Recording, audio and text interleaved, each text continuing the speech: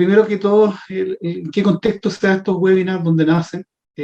La Comisión de Construcción Sustentable, que lleva al Estado de Chile, nace primero de cambio climático, cómo el cambio climático nos ha afectado, cómo lo podemos asumir, y viene, bueno, la construcción sustentable. Y de la construcción sustentable empiezan a salir todas las otras derivadas, como es huellas de carbono, residuos, y dentro de ello aparece todo el tema que también tiene que ver con la planificación. Entonces, por eso los webinars que hemos desarrollado durante todo el año han estado relacionados con distintas temáticas y todos siempre han ido apuntando a cómo esto impacta en la sustentabilidad que tienen los medios en los cuales vivimos. Por eso hoy día nos acompañan dos excelentes panelistas que van a abordar estos dos temas desde el punto de vista de cómo la ciudad empieza a hacerse cargo de esto a través de su planificación. Les quiero invitar que cuando hagan su consulta, por favor la hagan a través del chat, y una vez que terminemos las presentaciones va a haber un tiempo de discusión. Entonces, en ese momento de tiempo de discusión, si están escritas, yo las leeré a los panelistas para que ellos puedan haber un debate sobre ellos mismos. Y por favor, todas las consultas, entréguelas. Las que no logremos contestar, si es que por tiempo no se logran hacer, se las contestaremos después si no tengan su correo electrónico. Así que muchas gracias. El próximo año vamos a ver en qué frecuencia retomaremos los webinars, pero claramente vamos a seguir con estos temas, probablemente una frecuencia distinta, pero vamos a seguir indagando estos temas porque lo que queremos lograr es un cambio de actitud a través del conocimiento, y lo otro es destacar el trabajo que se desarrolla a nivel local y a nivel de macrozona sur, porque todo lo que hemos mostrado en general es de profesionales, de iniciativas que se han desarrollado en esta zona, mostrando que existe el conocimiento, existen los profesionales. Lo que tenemos que hacer ahora es coordinarnos y empezar a hacer acciones concretas para lograr lo que todos queremos, que es sustentabilidad. Sin más, lo dejo con los panelistas. Muchas gracias. Bien, parto yo entonces. Muy buenas, veo parte de pantalla. Muy buenas tardes. Primero agradecer la invitación a este seminario. Y bueno, básicamente comentarles que pertenezco al Instituto de Arquitectura y Urbanismo de la Universidad Austral. Me he dedicado a trabajar bastantes años ya en temas de sustentabilidad, ampliamente enfocado en sustentabilidad urbana, desde la investigación aplicada. Lo que quiero hoy en esta presentación con ustedes es mostrar y reflexionar algunos temas que nos parecen importantes, que como profesionales que trabajamos en ciudad, podemos atender y, por supuesto, compartir experiencias que hemos desarrollado junto a nuestro equipo de investigación a través de proyectos de investigación y asesorías técnicas, principalmente, acerca del desarrollo de nuevas herramientas para la evaluación de la sostenibilidad como un ámbito operacional, ¿cierto?, para la regeneración sostenible de ciudades, principalmente en el enfoque de barrios, de la unidad territorial de barrios. Entonces, la idea de esta presentación es explicar un poco por qué creemos que el barrio, comunidad territorial, es tan importante para el desarrollo sostenible. Y desde ese punto de vista, hubo algunas experiencias de regeneración, en las cuales nos ha tocado trabajar desde la investigación y desde el campo profesional. Primero, para partir, quiero comenzar desde una visión un poco más macro, entendiendo cuál es el estado en el cual nos encontramos y cómo nos insertamos. Este gráfico, facilitado del último informe de las Naciones Unidas, ¿cierto?, del 2018, prevé que el 68% de la población mundial vivirá en ciudades para el año 2050, y sobre todo aquellos países en vías de desarrollo, de los cuales nosotros nos encontramos. Particularmente en Chile, estos procesos no han sido indiferentes y que ya destaca con una población, hoy, de casi del 90% viviendo actualmente en ciudades. Por otra parte, dentro de un contexto mucho más macro, ¿cierto?, hoy podemos indicar que el 54% del total de la población mundial está viviendo hoy en ciudades, y de este 54%, el 33% de los habitantes viven hoy en campamentos o condiciones de informalidad. Sin mencionar, por supuesto, que el 75% del total de las emisiones de CO2, ¿cierto?, que se emiten en el mundo provienen desde la ciudad. Y esto, de alguna forma, saber que el número de megaciudades hoy está aumentando y muchas ciudades pequeñas están creciendo y transformándose rápidamente, sin mencionar, por supuesto, todos los flujos migratorios recientes que alteran la composición sociocultural de las áreas urbanas. Y todos estos cambios resaltan, por supuesto, la necesidad de centrarse en algunas preguntas de cómo las ciudades se van a adaptar a los desafíos ambientales, sociales y espaciales que vendrán, y sus efectos, por supuesto, en la calidad de vida de sus habitantes, que es lo que a nosotros nos interesa.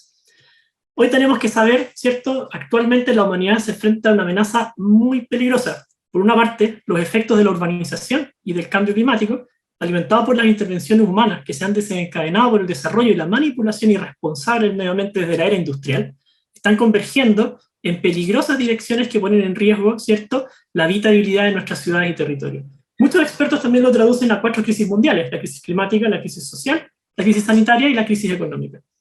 Los resultados de esta convergencia amenazan causar impactos negativos sin precedentes en la calidad de vida y la estabilidad económica y social de nuestras ciudades. Nosotros ya estamos siendo testigos de esto en Chile. Ya podemos ver, ¿cierto?, en la zona central, las olas de calor sin precedentes en algunas ciudades, y en algunos otros países también, la sequía, la falta de agua, y el aumento importante y considerable de inmigración hacia algunas ciudades del sur de Chile, que se traduce en una desdensificación de las grandes ciudades, el estallido social, por supuesto, y las demandas por un hábitat de mayor equidad y equilibrio ambiental, y bueno, los efectos que ya conocemos de la pandemia COVID desde el año pasado, en la forma en que vivíamos las ciudades, ¿cierto?, ha puesto en manifiesto los grados de vulnerabilidad de nuestros asentamientos humanos, y que ha tenido una relación directa con los cimientos mismos de la teoría y la práctica de la aplicación urbana y la arquitectura. Por ejemplo, el año pasado estuvo muy de moda este famoso concepto de ciudad de 15 minutos, que es un concepto que aparece de urgencia, o apareció de urgencia en su momento, pero por supuesto tiene una larga data y existencia del urbanismo tradicional de inicio del siglo XX, entonces no es nada nuevo. Los efectos entonces de la urbanización y el cambio climático, alimentados por las intervenciones humanas constantes que se han desencadenado por el desarrollo y la manipulación irresponsable del medio ambiente desde la era industrial a comienzos del siglo XX, ha dado origen a un nuevo periodo geológico en la historia denominada Antropoceno, definido como el episodio geológico de la historia de la Tierra causado por acciones humanas sobre el medio ambiente. Nosotros localizamos el Antropoceno al inicio de la era de la Revolución Industrial, que significa, ¿cierto?, el fin de la agricultura como la principal actividad humana, el comienzo de la era del carbón, ¿cierto?, marcada por el aumento del progreso desde el desarrollo industrial, ¿cierto?, y aparece y surge el concepto de sustentabilidad o desarrollo sustentable, en el que, ¿cierto?, la ciudad, ¿cierto?, aparece como la principal manifestación de la actividad humana sobre el medio ambiente, y que finalmente llevan a que la sostenibilidad como concepto sea comprendido como una preocupación global debido a este inminente colapso de nuestra civilización y nuestros asentamientos como consecuencia de las intervenciones humanas sobre el territorio a lo largo de la historia. Es decir, que si seguimos como hemos seguido en nuestra historia, interviniendo en nuestros entornos, de la forma que lo hemos hecho, ¿cierto?, y viviendo en la ciudad como lo hemos hecho hasta ahora, con los estilos de vida, ¿cierto?, que hemos llevado, claramente el progreso no tiene futuro. La pregunta es si tenemos que cambiar. Sí, yo creo que tenemos que cambiar cuanto antes. Por eso, el concepto de sostenibilidad significa una transición. ¿Qué significa esto? Tenemos que avanzar hacia cambios fundamentales en la disciplina del urbanismo. Eso involucra diseño urbano y involucra la planificación. Hoy nos aventuramos hacia procesos de cambio socioespacial en el territorio, y las ciudades nos hacen reflexionar cada vez más sobre qué tipos de herramientas pueden ser las más adecuadas para enfrentar estos impactos y cómo aplicarlos en el contexto urbano con el fin de generar soluciones sostenibles en el diseño de los entornos. En este sentido, preparar un futuro sostenible en la ciudad no significa solo reducir la huella de carbono y controlar el consumo de los recursos, sino que nuevas herramientas para la planificación y el diseño urbano deben ser desarrolladas, con el fin de enfrentar estos desafíos tan complejos que hemos mencionado. Entonces, el barrio, creemos, como unidad territorial y como concepto de planificación, surge como una oportunidad para promover una mayor calidad de vida en las personas. ¿Por qué el barrio, en este sentido? Lo importante es saber que en las últimas décadas ha existido una creciente preocupación por este concepto, considerado por muchos expertos internacionales como una unidad sostenible básica de las ciudades, porque son un concepto urbanístico social que representaría una microestructura urbana. ¿Qué quiere decir esto? Que es la unidad territorial que establece una relación directa entre la ciudad y el individuo. El barrio se define como un espacio de interacción social compartido, concebido como un referente de la comunidad dentro del conjunto de la ciudad. Desde el punto de vista morfológico, también esta unidad territorial ha sido dotada con ciertas características distintivas que marcan una relación particular frente al conjunto de la ciudad. Por ejemplo, la conformación de una morfología que puede definir una cierta jerarquía funcional, la agrupación de actividades que permiten el desarrollo de una cierta autonomía también, y el establecimiento de relaciones sociales relevantes entre sus habitantes y el territorio. Entonces, en este sentido, al observar críticamente los procesos de urbanización, el desarrollo de ciudades chilenas en general, es posible apreciar no solo su rápido crecimiento y fragmentación, sino que también la proliferación de nuevas estructuras residenciales en zonas centrales que están afectando directamente la vida urbana de sus habitantes. Hoy ya no se hacen barrios en Chile, hoy se hacen conjuntos de viviendas, sumas de casas en donde el espacio público, que son los espacios fundamentales de encuentro, se han sido perdidos. Y esta situación se ha evidenciado con fuerza en los últimos años, ¿cierto?, en el sur de Chile. Las nuevas formas de desarrollo urbano observadas en ciudades del sur han evidenciado una pérdida gradual de la estructura y la identidad y la vitalidad de los barrios. Estas imágenes, por ejemplo, mostrando casos de estudio en Temuco. Y estas nuevas formas de regeneración urbana han generado una menor accesibilidad peatonal a los servicios y desaparición de las economías locales, en muchos casos, al igual que una disminución de los intercambios sociales y económicos a pequeña escala, generando a su vez un aumento del tráfico, entornos poco caminables, contaminación y pérdida de calidad espacial. Existe poca evidencia de estos procesos en barrios del sur de Chile, los cuales representan hoy, creemos nosotros, un gran potencial e interés para promover el desarrollo sostenible. Entonces, en esto basamos la definición, digamos, sustentabilidad en barrios ha avanzado significativamente, y nosotros hemos de alguna forma elaborado un proyecto, trabajamos un proyecto fondo sobre este tema, que consistió básicamente en desarrollar y aplicar una metodología para evaluar el potencial sostenible de barrios en transformación en áreas pericentrales dentro del sur de Chile. Analizamos 3 ciudades analizadas en un conjunto de más de 12 barrios entre Valdivia, Osorno y Temuco. Y el objetivo de este proyecto fue generar indicadores normativos de sostenibilidad para el monitoreo de áreas urbanas, evaluación y apoyo a la toma de decisiones estratégicas desde el diseño y rediseño de barrios, desde la regeneración, con el fin de incidir en la generación o en crear nuevos instrumentos de regulación normativa para tomar decisiones y apoyar los programas de diseño barrial. Ese era el objetivo del proyecto. Este proyecto entendemos o comprendemos el concepto de sostenibilidad como un concepto operativo, operacional, tiene que ser un proyecto práctico, ¿cierto? Para enfrentar y abordar problemas urbanos mediante la integración de distintas dimensiones para evaluar el potencial de algunos lugares para ser catalizadores de una mayor sostenibilidad. Entonces, trabajamos bajo un marco conceptual de 5 criterios, que son los que ustedes ven en esta pantalla, en lo cual fueron, ¿cierto?, los aspectos que evaluamos. La accesibilidad, el primer concepto, el cual lo motivamos lo utilizamos principalmente porque hoy día es un tema muy asociado a los efectos que generan los entornos, ¿ciertos?, en la actividad física y la salud de las personas, en promover el acceso caminable a los servicios, por ejemplo, y todos los beneficios que existen desde la caminata como una forma de movilidad activa. La conectividad, referida al grado en el cual los entornos, ¿cierto?, y las calles, los espacios en general, ofrecen puntos de conexión a personas y recursos, lo cual se cree que mejora en el largo plazo la estabilidad y la conectividad de un barrio.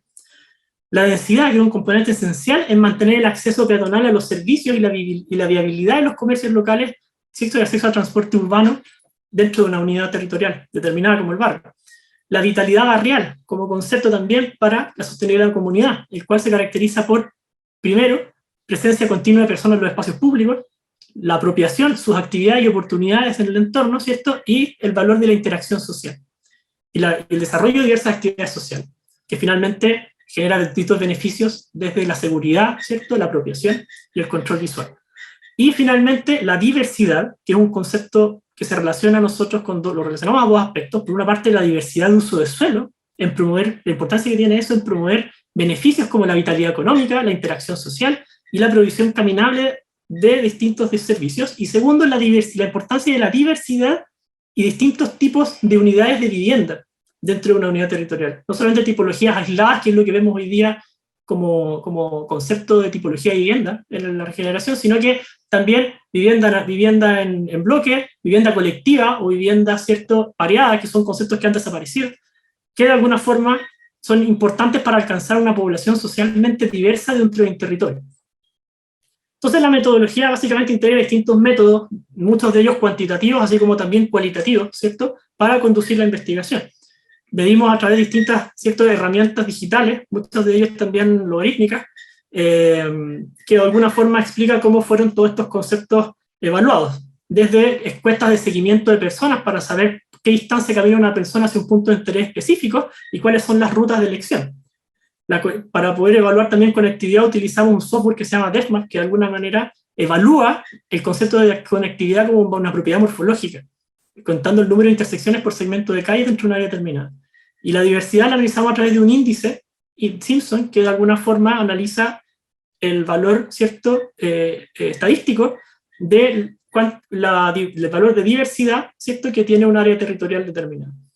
Entonces la metodología fue aplicada a estas 3 ciudades, ¿cierto?, y en distintos barrios, en Osorno y Valdivia. Muchos de ellos en Isla Teja, ¿cierto?, en el sector de Rahue, en Osorno, y en el sector poniente, ¿cierto?, de Temuco, ahí donde está Avenida Alemania, para los que conocen Temuco. Me imagino que todos conocen Temuco. Existen varias limitaciones. La idea no es generalizar esos resultados, sino que más bien generar resultados desde una aproximación local. Ese es un poco el objetivo, no generalizar indicadores. O sea, estos indicadores que creamos no son aplicables a contextos del norte de Chile, por ejemplo. Tendríamos que aplicar la metodología nuevamente, pero sí en estas condiciones que de alguna forma mostramos en esta diapositiva. De alguna forma hay ciudades del rango entre 100.000 y 300.000 habitantes, ciudades intermedias, ¿cierto? De esos rangos, son barrios en transformación que son de carácter pericentral. El rango más o menos de tamaño son entre 5 y 45 hectáreas aproximadamente, son barrios de clase media baja, y barrios principalmente con una característica histórica, que puedan ser ciertos fundados en periodos entre 1930 y 1950. ¿Por qué? Porque son barrios que en muchos casos aparecen conjuntos habitacionales que fueron implementados en esa época. Entonces, eso fue un poco el contexto en el cual aplicamos esta metodología. Voy a mostrar, como son tantos barrios, mostrar un ejemplo simplemente de cómo lo aplicamos en el caso de Isla Teja, ¿cierto? Bueno, todos conocen la Isla Teja, ¿cierto? Y todas las transformaciones que ha sufrido desde el comienzo del siglo XX, desde transformaciones geomorfológicas naturales por terremotos hasta transformaciones, ¿cierto?, de uso de suelo. Y actualmente es un área de servicios que agrupa distintos nodos de actividad, ¿cierto? Y agrupa distintos sectores o barrios o conjuntos residenciales, ¿cierto? Y ha generado su desarrollo de una forma dispersa y fragmentada.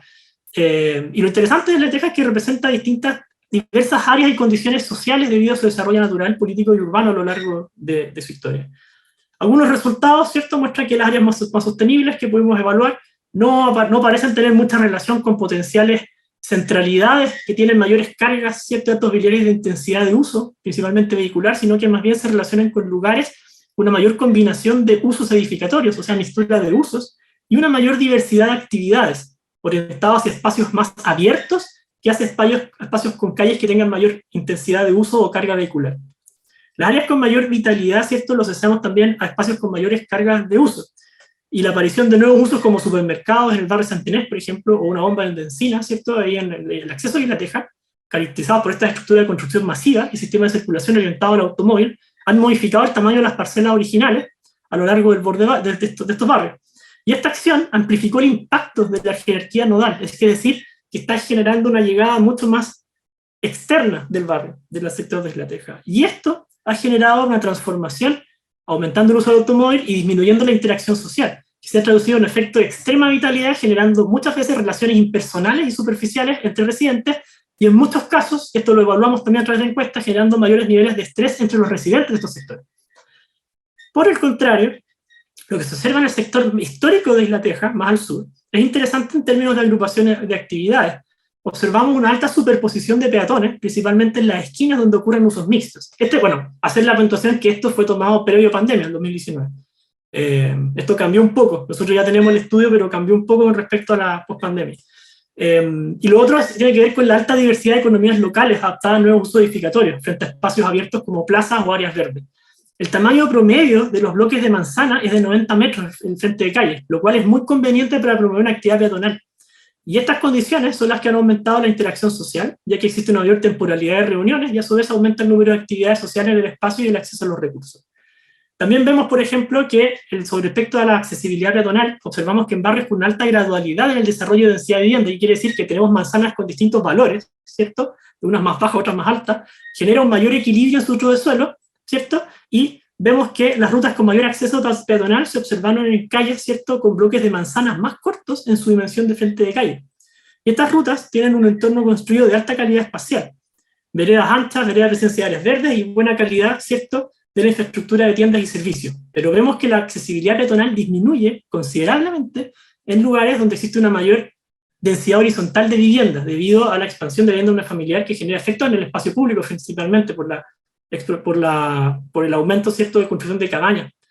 Y esto de alguna forma aparecen otros elementos como los muros ciegos, la desaparición de antejardines, la poca distancia entre frente de calles y principalmente la ausencia de áreas verdes y disminución considerable del tamaño de vereda, que afectan negativamente la elección de rutas y en consecuencia la accesibilidad peatonal. O sea, lo que pudimos evidenciar es que las personas en estos casos prefieren acceder a lugares en rutas que tienen mejor calidad espacial que en la ruta más corta, principalmente en horarios del día más cercanos entre el mediodía y más a la tarde, digamos.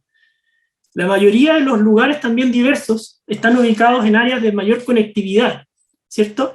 Y estos barrios diversos en La Teja y en Santinés principalmente son positivos debido a los intercambios funcionales que ofrecen, promoviendo el acceso a efectivas oportunidades, bienes y servicios. Las actividades comerciales coexisten con áreas residenciales, en algunos casos con propiedades de arriendo que no solo ofrecen mayores opciones de compra, sino que también son necesarias para retener a las personas de bajos ingresos en ciertos barrios. La discusión de estos resultados, ¿cierto?, lo llevamos a mapas, a estos que están acá, que son como unas fichas, donde mostramos cuáles son los lugares que promedian puntajes más altos y más bajos de sostenibilidad dentro de los barrios, que muestran un mejor equilibrio entre sus valores. Observamos también que los nodos con mayor carga de ocupación no están asociados con lugares que proporcionan mayor diversidad de actividades, sino que a una mayor interacción social. Es interesante lo que pasaba en estos barrios, Teja y Nes, ¿cierto? Principalmente porque los aspectos más interesantes se dan en lugares abiertos con mayor visibilidad, como áreas verdes, por ejemplo, o las plazas públicas, que son aspectos muy, muy valorados dentro de estos barrios. Y esto permitía aumentar no solamente las oportunidades de interacción social entre las personas, ¿cierto?, aumentando la temporalidad de ocupación de los espacios públicos, sino que aumentando el acceso también a oportunidades y recursos dentro de estos lugares. Y esto se observó también en algunos lugares, por ejemplo, como en Osorno y Temuco, que fueron coincidentes. El otro aspecto interesante era el valor de la adaptabilidad edificatoria, para poder adaptar nuevas economías locales. De alguna forma, como minimarkets, panaderías, restaurantes o comercios, ¿cierto?, en la misma estructura edificatoria, sin tener que derrumbar toda la manzana o poder generar una fusión de predios que puede ser de repente, en algunos casos, no siempre, ¿cierto?, una amenaza para la vida residencial de esos lugares. Y bueno, finalmente, con el conjunto de estos datos que tomamos en 12 barrios, elaboramos algunos indicadores normativos para alentar el desarrollo sostenible, con el fin de apoyar las decisiones de control y regulación normativa mediante programas de regeneración urbana, asociados al monitoreo de áreas, evaluación y construcción de estrategias para el rediseño y regeneración. Conceptualmente, ¿qué es un indicador? Se define principalmente como una medida sintética que permite establecer cómo se desempeña un sistema determinado. Y en este caso, los indicadores pueden ser descriptivos o normativos. Normalmente en Chile se han utilizado mucho los indicadores descriptivos. El CDEU, la Universidad Católica, ha trabajado mucho con indicadores descriptivos a gran escala. Pero nosotros tomamos los indicadores normativos, porque los indicadores normativos pueden ser, ¿cierto?, utilizados para establecer brechas entre el estado actual de un sistema y un estado deseado a pequeña escala. Y por ello se formulan en relación con objetivos o metas que permiten evaluar el progreso hacia dichos objetivos. Entonces los indicadores normativos pueden ser ampliamente utilizados como una herramienta de seguimiento sobre el estado del lugar para comprender su efectividad e impacto de una intervención deseada o una intervención realizada en un área determinada. Entonces, generamos distintas categorías, ¿cierto?, de los resultados, clasificándolos, ¿cierto?, en potencialmente, que era positivo, un promedio, ¿cierto?, equilibrado, y un inferior, que era como un mínimo, ¿cierto?, que fueron con todos los barrios que fuimos analizando, de acuerdo a cada una de las categorías, y posteriormente llegamos a estos indicadores normativos que son clasificados en valores objetivos, ¿cierto?, intermedios y umbrales para alcanzar entornos en vía de la sostenibilidad. El valor objetivo lo usamos como un valor óptimo para alcanzar el desarrollo urbano, el valor intermedio es un valor que se encuentra en un equilibrio entre el mínimo para alcanzar un desarrollo urbano sostenible u óptimo, ¿cierto?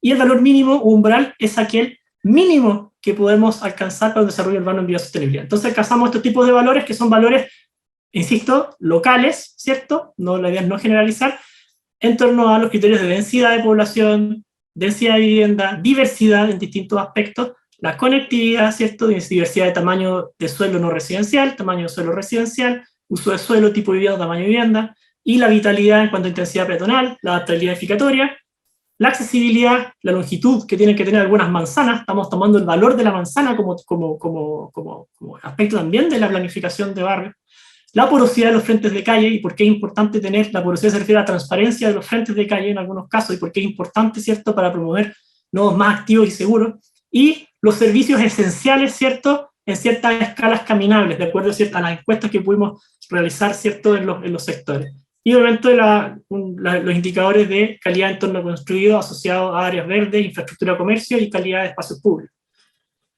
Estos son algunos indicadores de accesibilidad, la relación entre distribución de servicios dentro de las áreas territoriales y los servicios que nosotros definimos de primera necesidad, que definen una jerarquía y contribuyen a la vida colectiva de un barrio.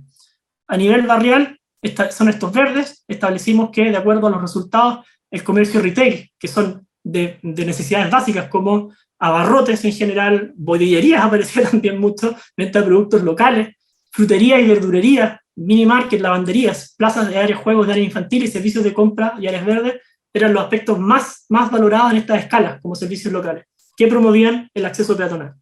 Otras ya, escala ciudad, aparecen en otros rangos de jerarquía, pero finalmente esto era lo que nos interesaba, que son los que de alguna manera definen un acceso peatonal esencial de necesidades básicas.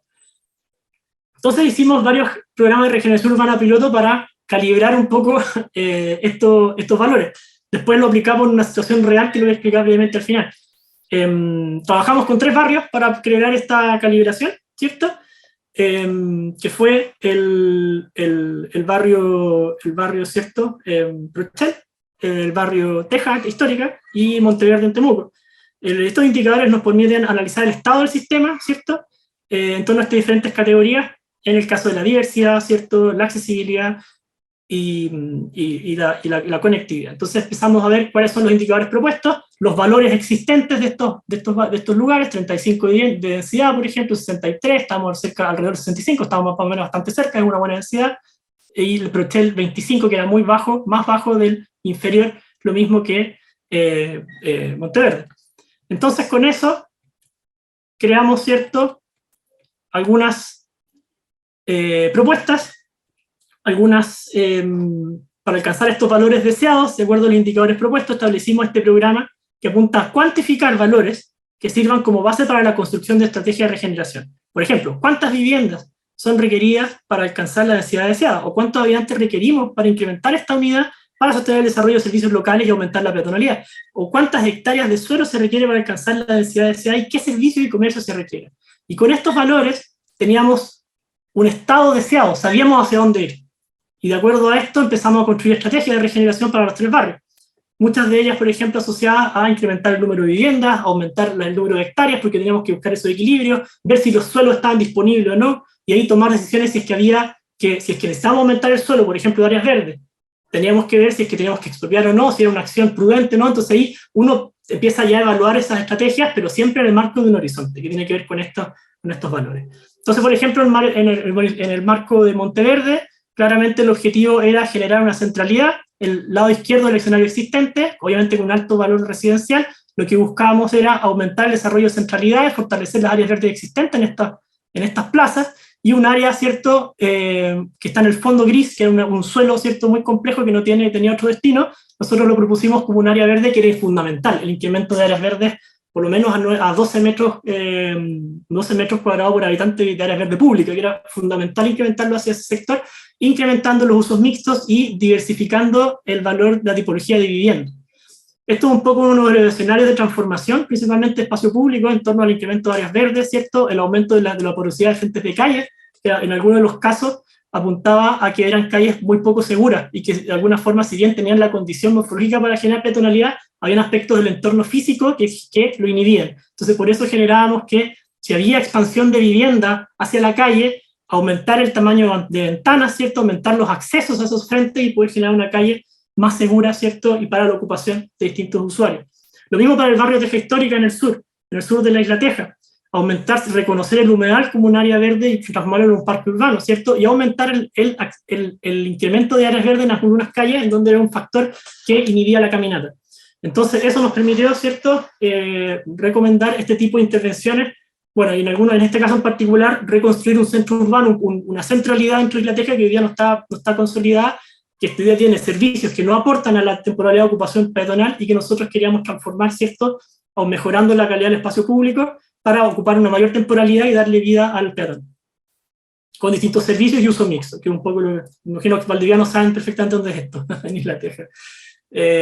Bueno, y después de recalibrar esto en 2019, el año pasado nos adjudicamos una licitación del programa RAC, de Regeneración de Áreas Centrales del Ministerio de Vivienda, junto a un equipo más grande donde estábamos trabajando, ¿cierto?, financiado por el programa de las Naciones Unidas, y desarrollamos el plan de regeneración sostenible para barrios bajos en Valdivia. Este proyecto ya está terminado, ¿cierto?, y utilizamos estos indicadores para el área de barrios bajos, y de alguna forma sirvieron para poder construir, ¿cierto?, no solamente los criterios de diseño, sino que también la estrategia de regeneración a corto, mediano y largo plazo. Algunas conclusiones para ir ya cerrando esto. Primero, decir que los barrios, ¿cierto?, que evaluamos, no hay barrios más sostenibles que otros en todas sus categorías, sino que existen lugares específicos que muestran un mayor potencial en distintas categorías dados por su particularidad en el desarrollo urbano. Mucho de esto de forma esporádica, mucho de forma instintiva, no planificada. Los lugares con potencial sostenible en su entorno se relacionan principalmente a factores de adaptabilidad uso-edificatoria que tienen que ver con el reciclaje de edificios, y de predios para adaptar nuevos usos, y la presencia de áreas verdes en espacios abiertos, con plazas y áreas verdes públicas. Promover las actividades locales como panaderías a esta escala, pequeños restaurantes o emprendimientos, comercios locales, fruterías, tiendas de abarrotes o áreas verdes en la estructura espacial de un barrio, constituyen una forma de capital social que aumenta la oportunidad de interacción entre personas y permite conservar la escala y legibilidad de un barrio, que es un aspecto esencial. Algunas recomendaciones a modo general, como desde lo que es la planificación en ciudades. Creemos que los actuales planes de regulación normativa, como los planes de regulación de suelo mediante zonificación, ya han demostrado, ¿cierto?, ser insuficientes a nivel nacional, dada la evidencia de las transformaciones urbanas. Entonces aquí, nosotros lo que creemos y proponemos es que creemos que se necesitan nuevos instrumentos de apoyo de control normativo, no solamente de suelo, sino que también, ¿por qué no?, de forma o edificación. Y aquí, nuevas herramientas para el diseño urbano creemos que tienen que ser desarrolladas, de análisis de variables multiescalares para enfrentar, ¿cierto?, los impactos que se nos vienen, el impacto en cambio climático y la urbanización de ciudades, que estamos en eso, y que de alguna manera apunta a que tenemos que ahora generar soluciones sostenibles que mejoren la calidad de vida de las personas. Por eso nosotros creemos que el desarrollo de códigos basados en forma como herramienta de planificación, ¿cierto?, podría permitir fortalecer las relaciones entre el entorno físico y el ámbito público de los barrios a nivel regulatorio. Lo permitiría, por ejemplo, también, queremos diseñar formas y escalas apropiadas de desarrollo sin comprometer los factores del entorno, que pueden ser fundamentales para promover un mayor grado de sostenibilidad, ¿cierto?, que se refleja muchas veces en la vida social y la vida colectiva de los barrios del sur de Chile. Y bueno, lo que les mencionaba recientemente, que esta herramienta la aplicamos en el Plan Estratégico de Desarrollo y Regeneración Urbana, ¿cierto?, el programa RAC, que cerramos en julio recientemente esta licitación, en el que nuevos indicadores fueron generados para áreas verdes por habitante y una visión multiescalar del territorio. Eso, muchas gracias por el espacio. Ahí tenemos la página web, si nos quieren visitar, del observatorio, en donde hemos compartido hartos datos también de estos lugares de libre acceso. Y algunas publicaciones también sobre algunos trabajos de carácter académico, por supuesto.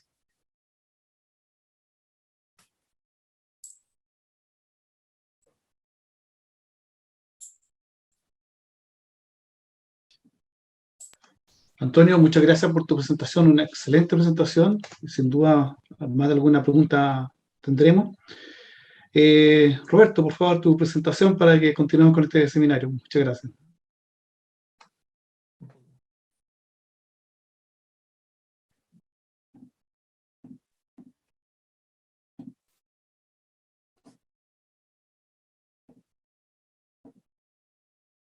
¿Ahí se ve? Sí. Primero que nada, dar las gracias por agradecer esta instancia para poder conversar un poco sobre la ciudad. La exposición de Antonio es fantástica sobre temas tremendamente atingentes que se nos refrescan cada día que vamos transitando por la ciudad y nos enfrentamos frente a los espacios públicos, cómo va cambiando la sociabilidad dentro del espacio urbano. Y un poco lo que nos queda a nosotros, yo soy Roberto Burgos, asesor urbanista de la Municipalidad de Valdivia. Asumimos recientemente el desafío de planificar un nuevo plan regulador, ¿no es cierto?, de desarrollar un nuevo plan regulador en atención a diferentes dinámicas con las cuales se ha ido enfrentando el territorio de Valdivia, y no solo de Valdivia, sino también hay ciertas tendencias que son a nivel nacional e internacional, como es el crecimiento urbano que ya mencionaba Antonio. Entonces, hoy día en realidad les voy a exponer un poco respecto a ciertas dinámicas territoriales a las cuales nos enfrentamos y de qué manera podríamos más adelante integrar parte de estas dinámicas o estas problemáticas en realidad que se nos avecinan y que ya están presentes también dentro del territorio, dentro de un instrumento como un plan regulador.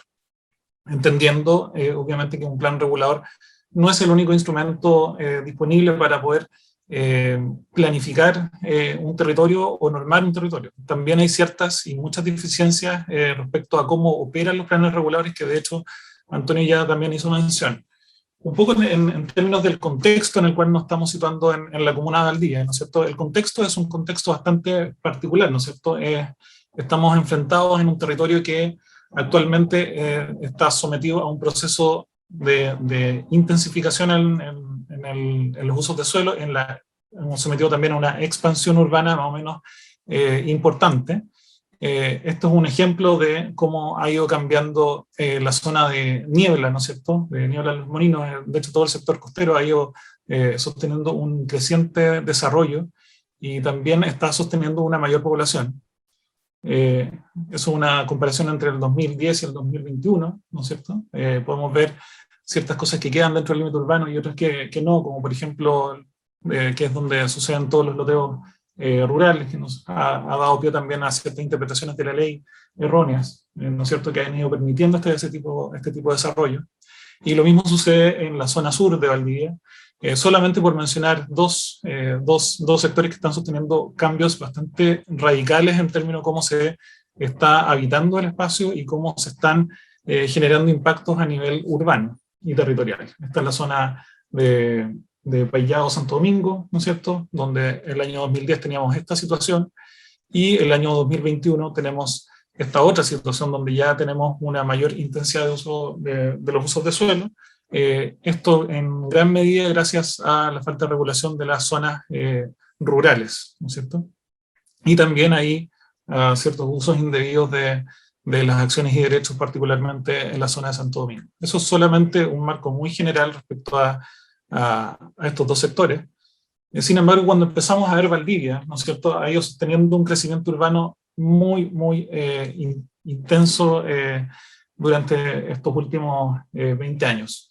El año 2002 teníamos, ¿no es cierto?, esta zona urbanizada y ha ido creciendo paulatinamente hacia diferentes sectores y básicamente en la actualidad nos configuramos con una ciudad que ha ido creciendo por expansión, ¿no es cierto?, en baja densidad y consumiendo una gran cantidad de suelo al año. De acuerdo a los estudios que está desarrollando el equipo de planificación de la municipalidad, estamos calculando que en promedio se están consumiendo 89 hectáreas año, ¿ya?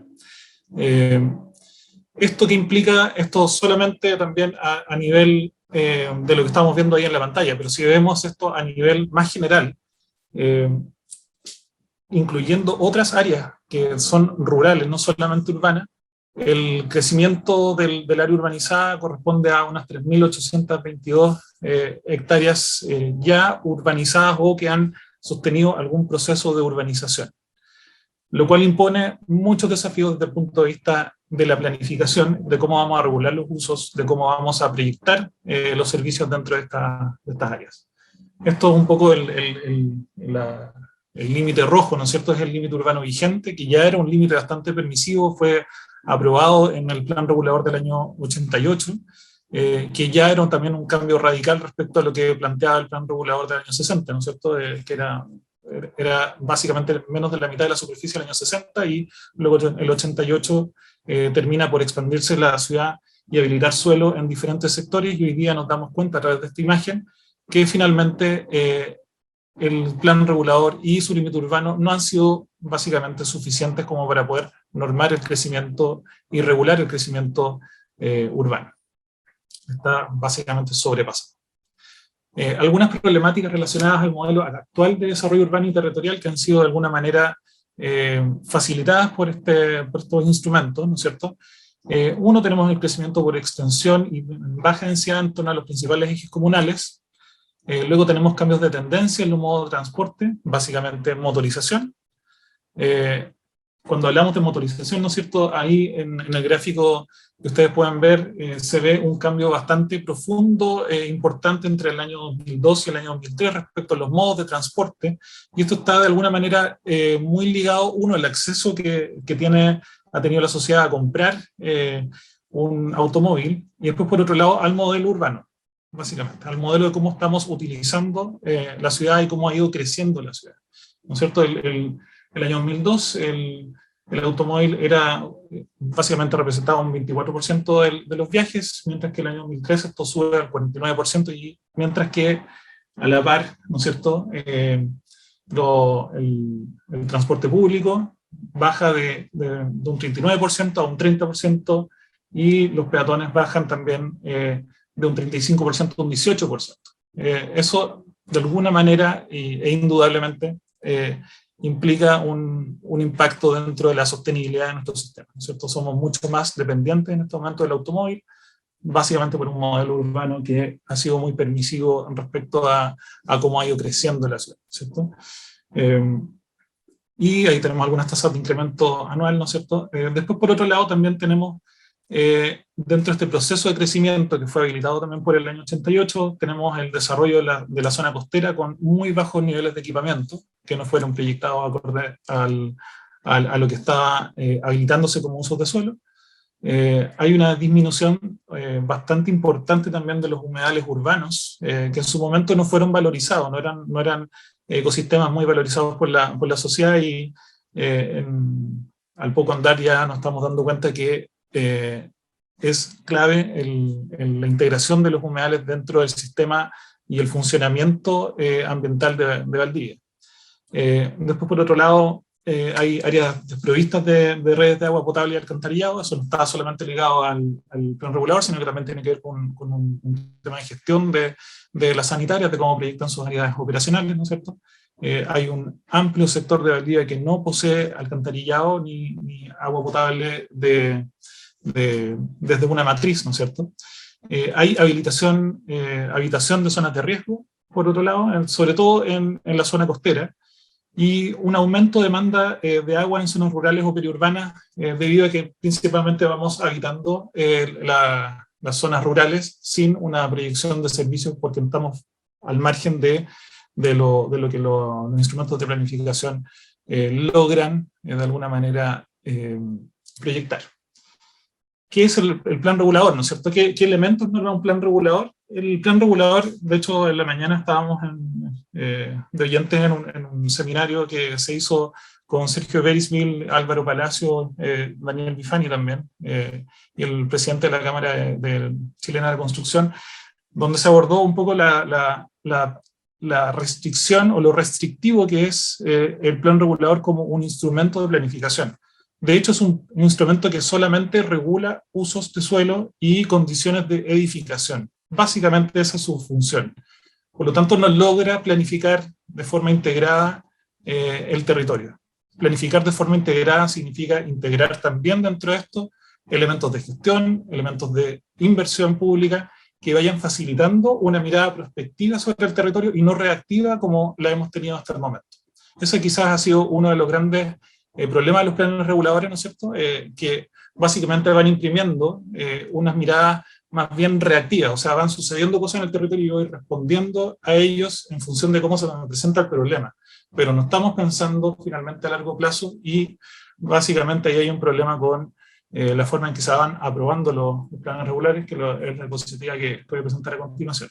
Pero de alguna manera, solamente para mencionar, y esto a modo más educativo para quienes están presentes hoy día, qué elementos norma el plan regulador tiene que ver con la definición de un límite urbano de los centros poblados, define una red vial estructurante y una jerarquización de esta misma red, genera afectaciones de utilidad pública en torno a circulaciones, plazas, parques, incluidos las ensanches de algunas vías, genera protecciones patrimoniales, incluye algunas, como las zonas típicas y pintorescas de los monumentos nacionales, pero también propone algunas, como los inmuebles de conservación histórica y las zonas de conservación histórica.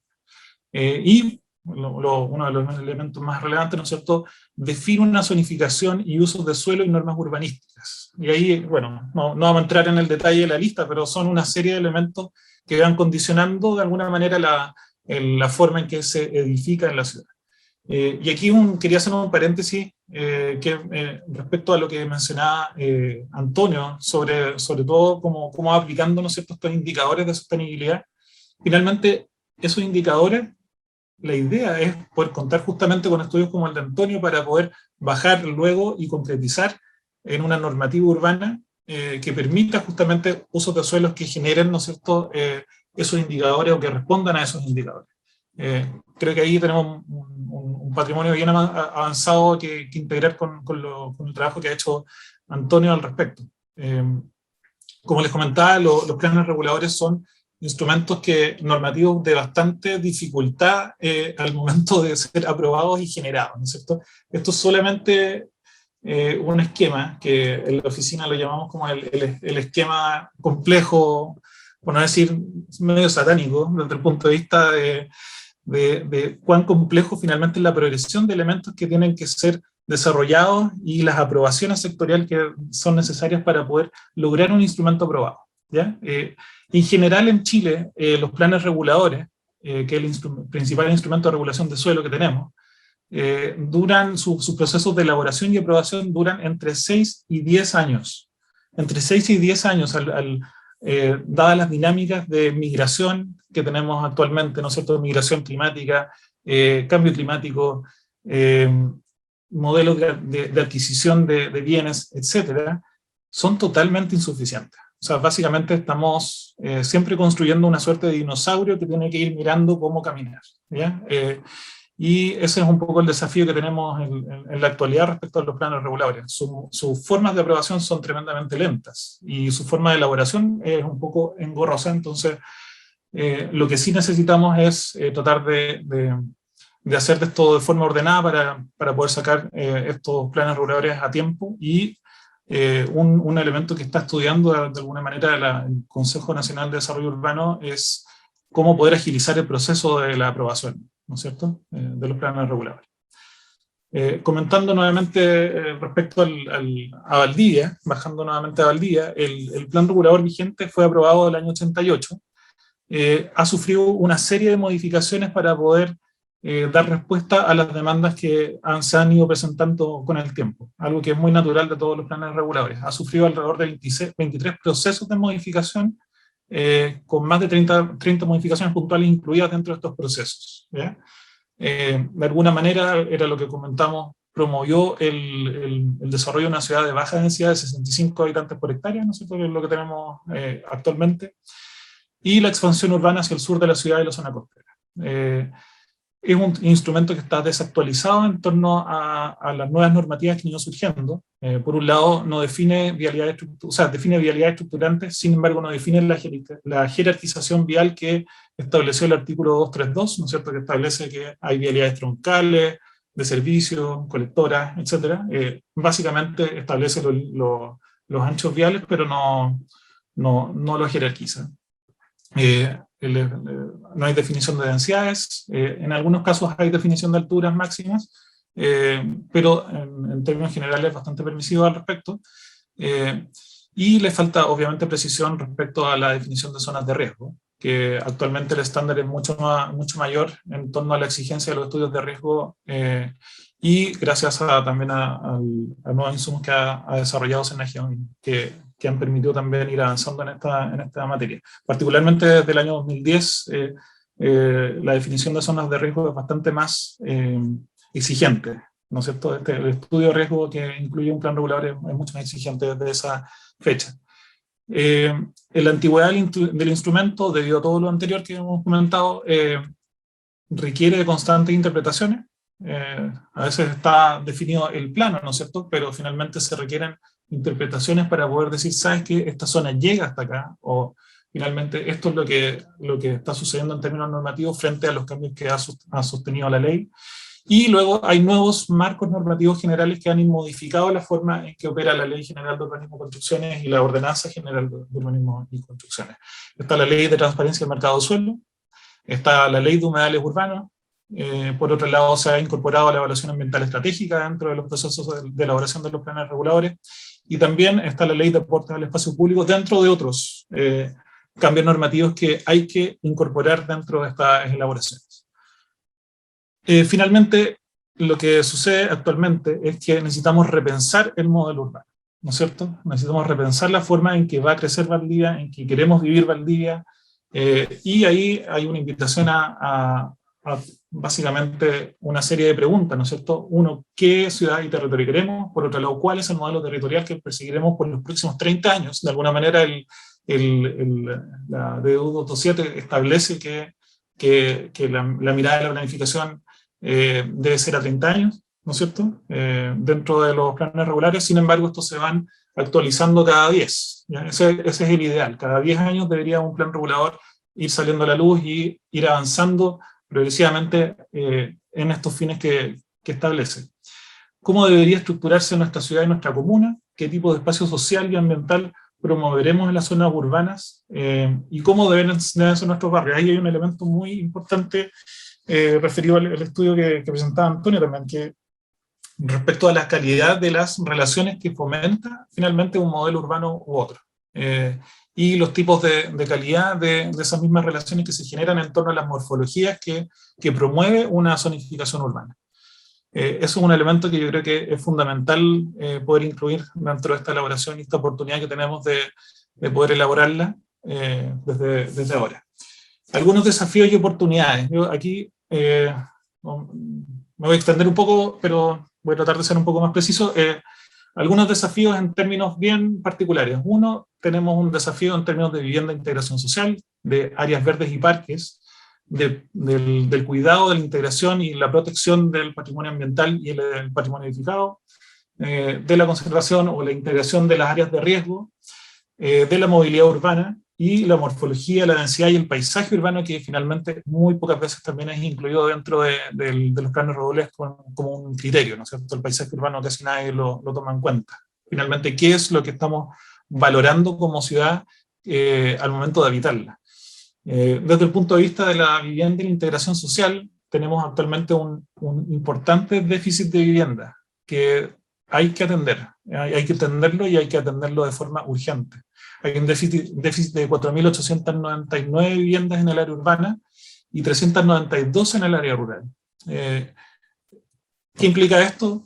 Desde el punto de vista del plan regulador, como es un instrumento más bien restringido respecto a lo que puede hacer, básicamente es potenciar la integración social a través de un aumento de densidad en suelos públicos disponibles para la implementación de programas de integración social, no solamente de suelos públicos, pero sí lo que estamos haciendo en este momento es un catastro de suelos públicos dentro de Valdivia para poder definir ciertas zonas donde si el bien es fiscal, se podría generar vivienda y justamente ahí densificar, ¿no es cierto? Eso el plan regulador tiene que poder responder a esa necesidad. Donde se puedan generar subsidios de arriendo, subsidios de integración social y territorial como el DS19, etc. Hay que repensar las zonas de renovación urbana, eso es un poco al margen del plan regulador, porque las zonas de renovación urbana son otro instrumento, pero finalmente si las normamos, ojalá las normemos en torno a lugares que tengan una mayor capacidad constructiva, para la aplicación efectiva de los subsidios de renovación urbana, que básicamente en Valdivia tenemos 2 polígonos, dentro de pocas ciudades en Chile tenemos 2, Valdivia es una de las beneficiadas con este decreto, sin embargo nunca ha sido utilizado, efectivamente el subsidio de renovación urbana. Integrar el proyecto RAC que mencionaba Antonio, creando una zonificación acorde a la imagen objetivo del plan. Yo creo que eso es bastante importante. Y no solamente el barrios bajos, la idea es que sea en muchos lugares más donde se pueda generar vivienda con integración social. Y respecto al mismo tema, ¿no es cierto? El crecimiento vegetativo y no vegetativo también de la población indica, ¿no es cierto? Estas son las proyecciones del INE de Valdivia al 2032, que va a haber un aumento considerable de la población, de más o menos de 25.000 personas. Va a aumentar la población. Esto es sin considerar algunos patrones migracionales que están generándose ahora a partir del COVID. ¿No es cierto? Tenemos migración por amenidades, va a haber migración climática, de alguna forma la migración por amenidades en este momento igual tiene un componente climático. Y hay otra dinámica de concentración dentro de las zonas urbanas versus las zonas rurales, ¿no es cierto? Ahí hay ciertas dinámicas que hay que estudiar, ojalá en un próximo censo se van a ir develando estas nuevas formas de utilizar el territorio, pero básicamente la línea base que tenemos es el INE del 2017, que establece sus proyecciones a partir del 2002, y tenemos ese aumento de 25.000 personas, y más o menos 30.000 hogares, que hay que darle cabida dentro idealmente de zonas que estén reguladas, ¿no es cierto?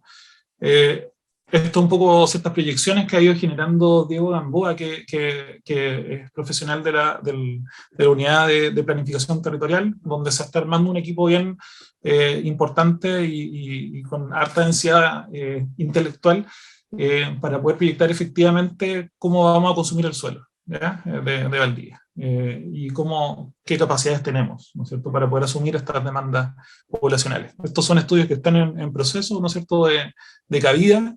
Dentro de esto, uno de los estudios que estamos generando también es necesario y hasta qué punto, cómo lo hacemos, ampliar el límite urbano, ¿no es cierto?, para poder habilitar zonas de residencia.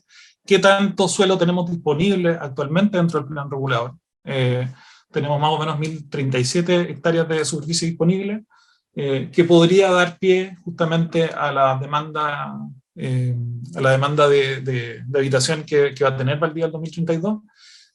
Sin embargo, obviamente la habilitación de estos espacios responde a necesidades inmobiliarias, de inversión, que hay que ir atendiendo un poco caso a caso, y también hay procesos de desarrollo que ya están presentes dentro de la ciudad que van a requerir atención, como por ejemplo el crecimiento en el cono hacia el sur, el crecimiento que va a sostener la zona norte de Valdivia, en Las Ánimas.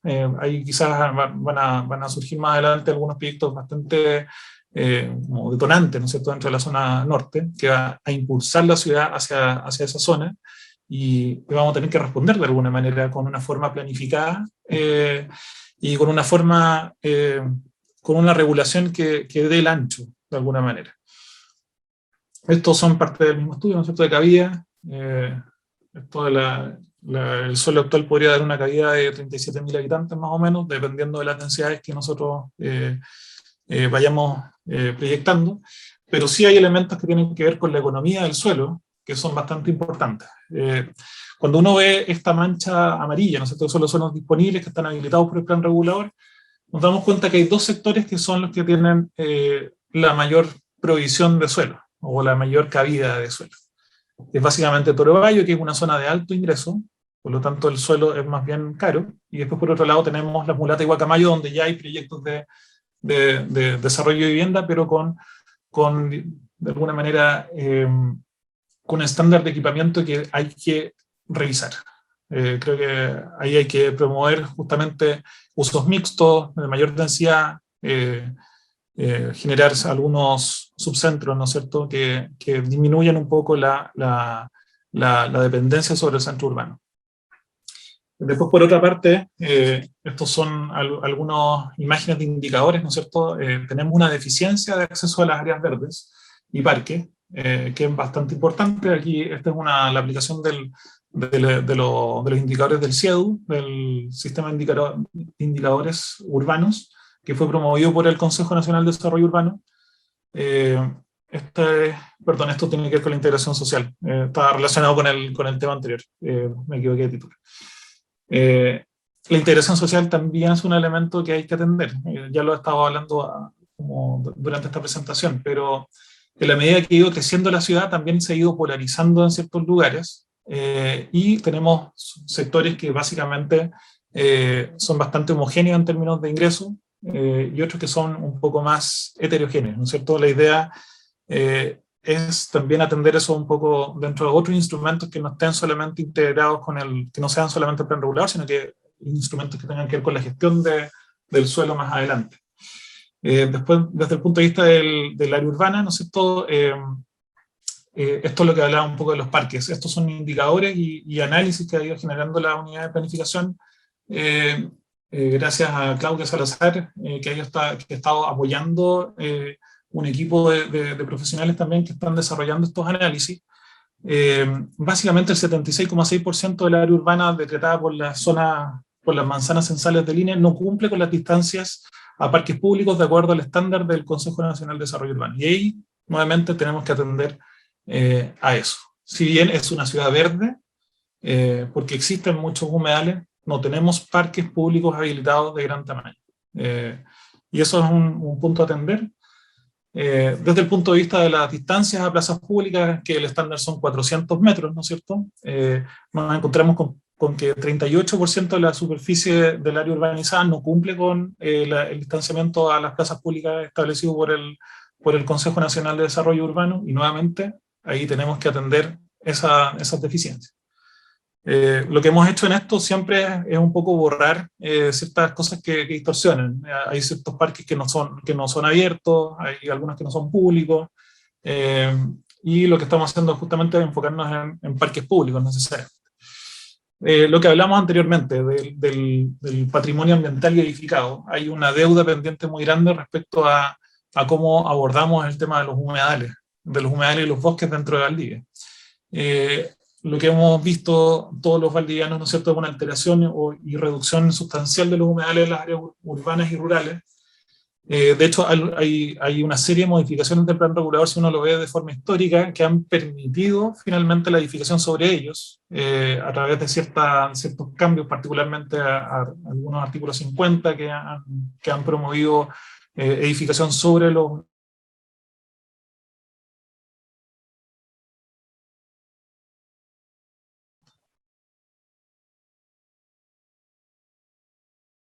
humedales, y también cambios de uso de suelo que antes eran una zona de restricción y después pasaron misteriosamente a ser una zona urbana, básicamente apta para residencia o comercio.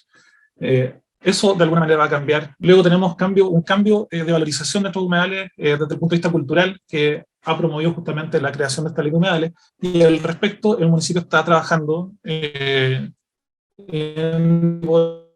liderado por Claudia, junto al Departamento de Medio Ambiente de la Municipalidad y el Ministerio de Medio Ambiente. Hay un trabajo bastante unido y muy bien coordinado, en el cual se están generando estas declaratorias. De hecho, ya hay dos sistemas de humedales declarados. Uno es las mulatas Guacamayo y Angachilla, que tiene ya una resolución exenta que los declara, es del 13 de octubre del 2021, bien fresquito.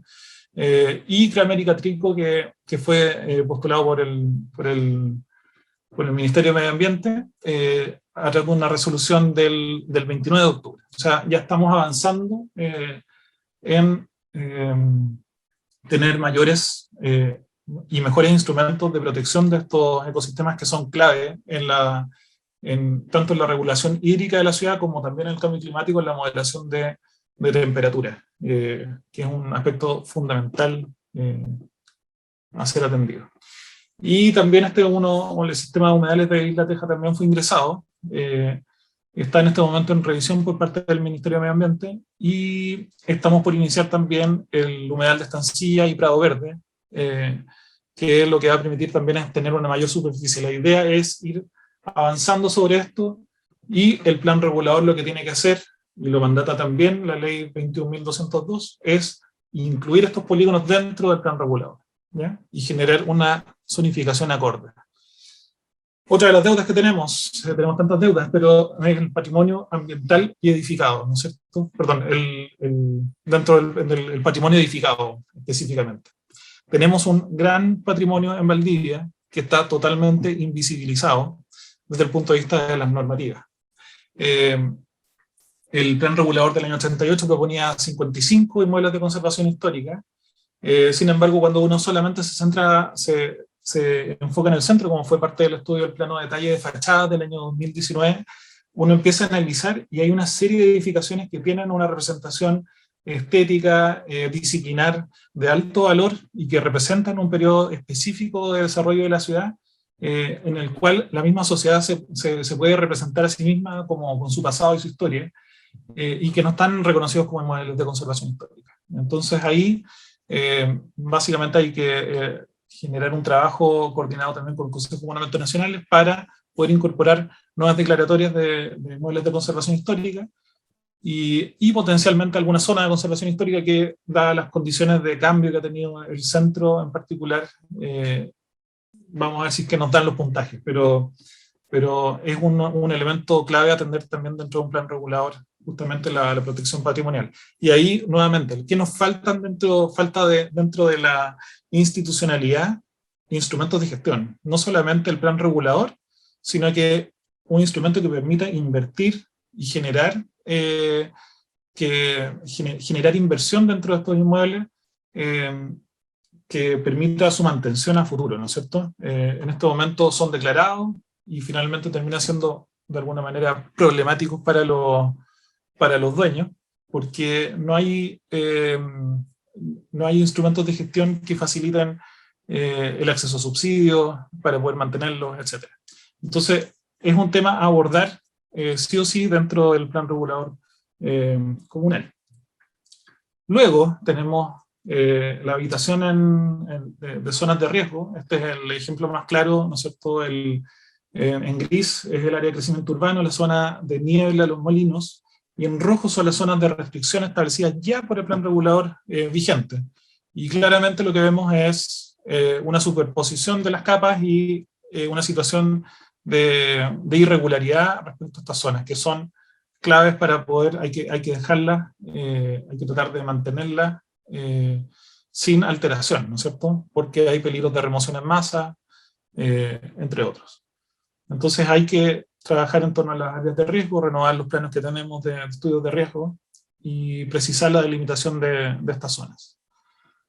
Desde el punto de vista de la movilidad, el plan regulador, tal como señalaba anteriormente, lo que define son vialidades estructurantes, ¿ya?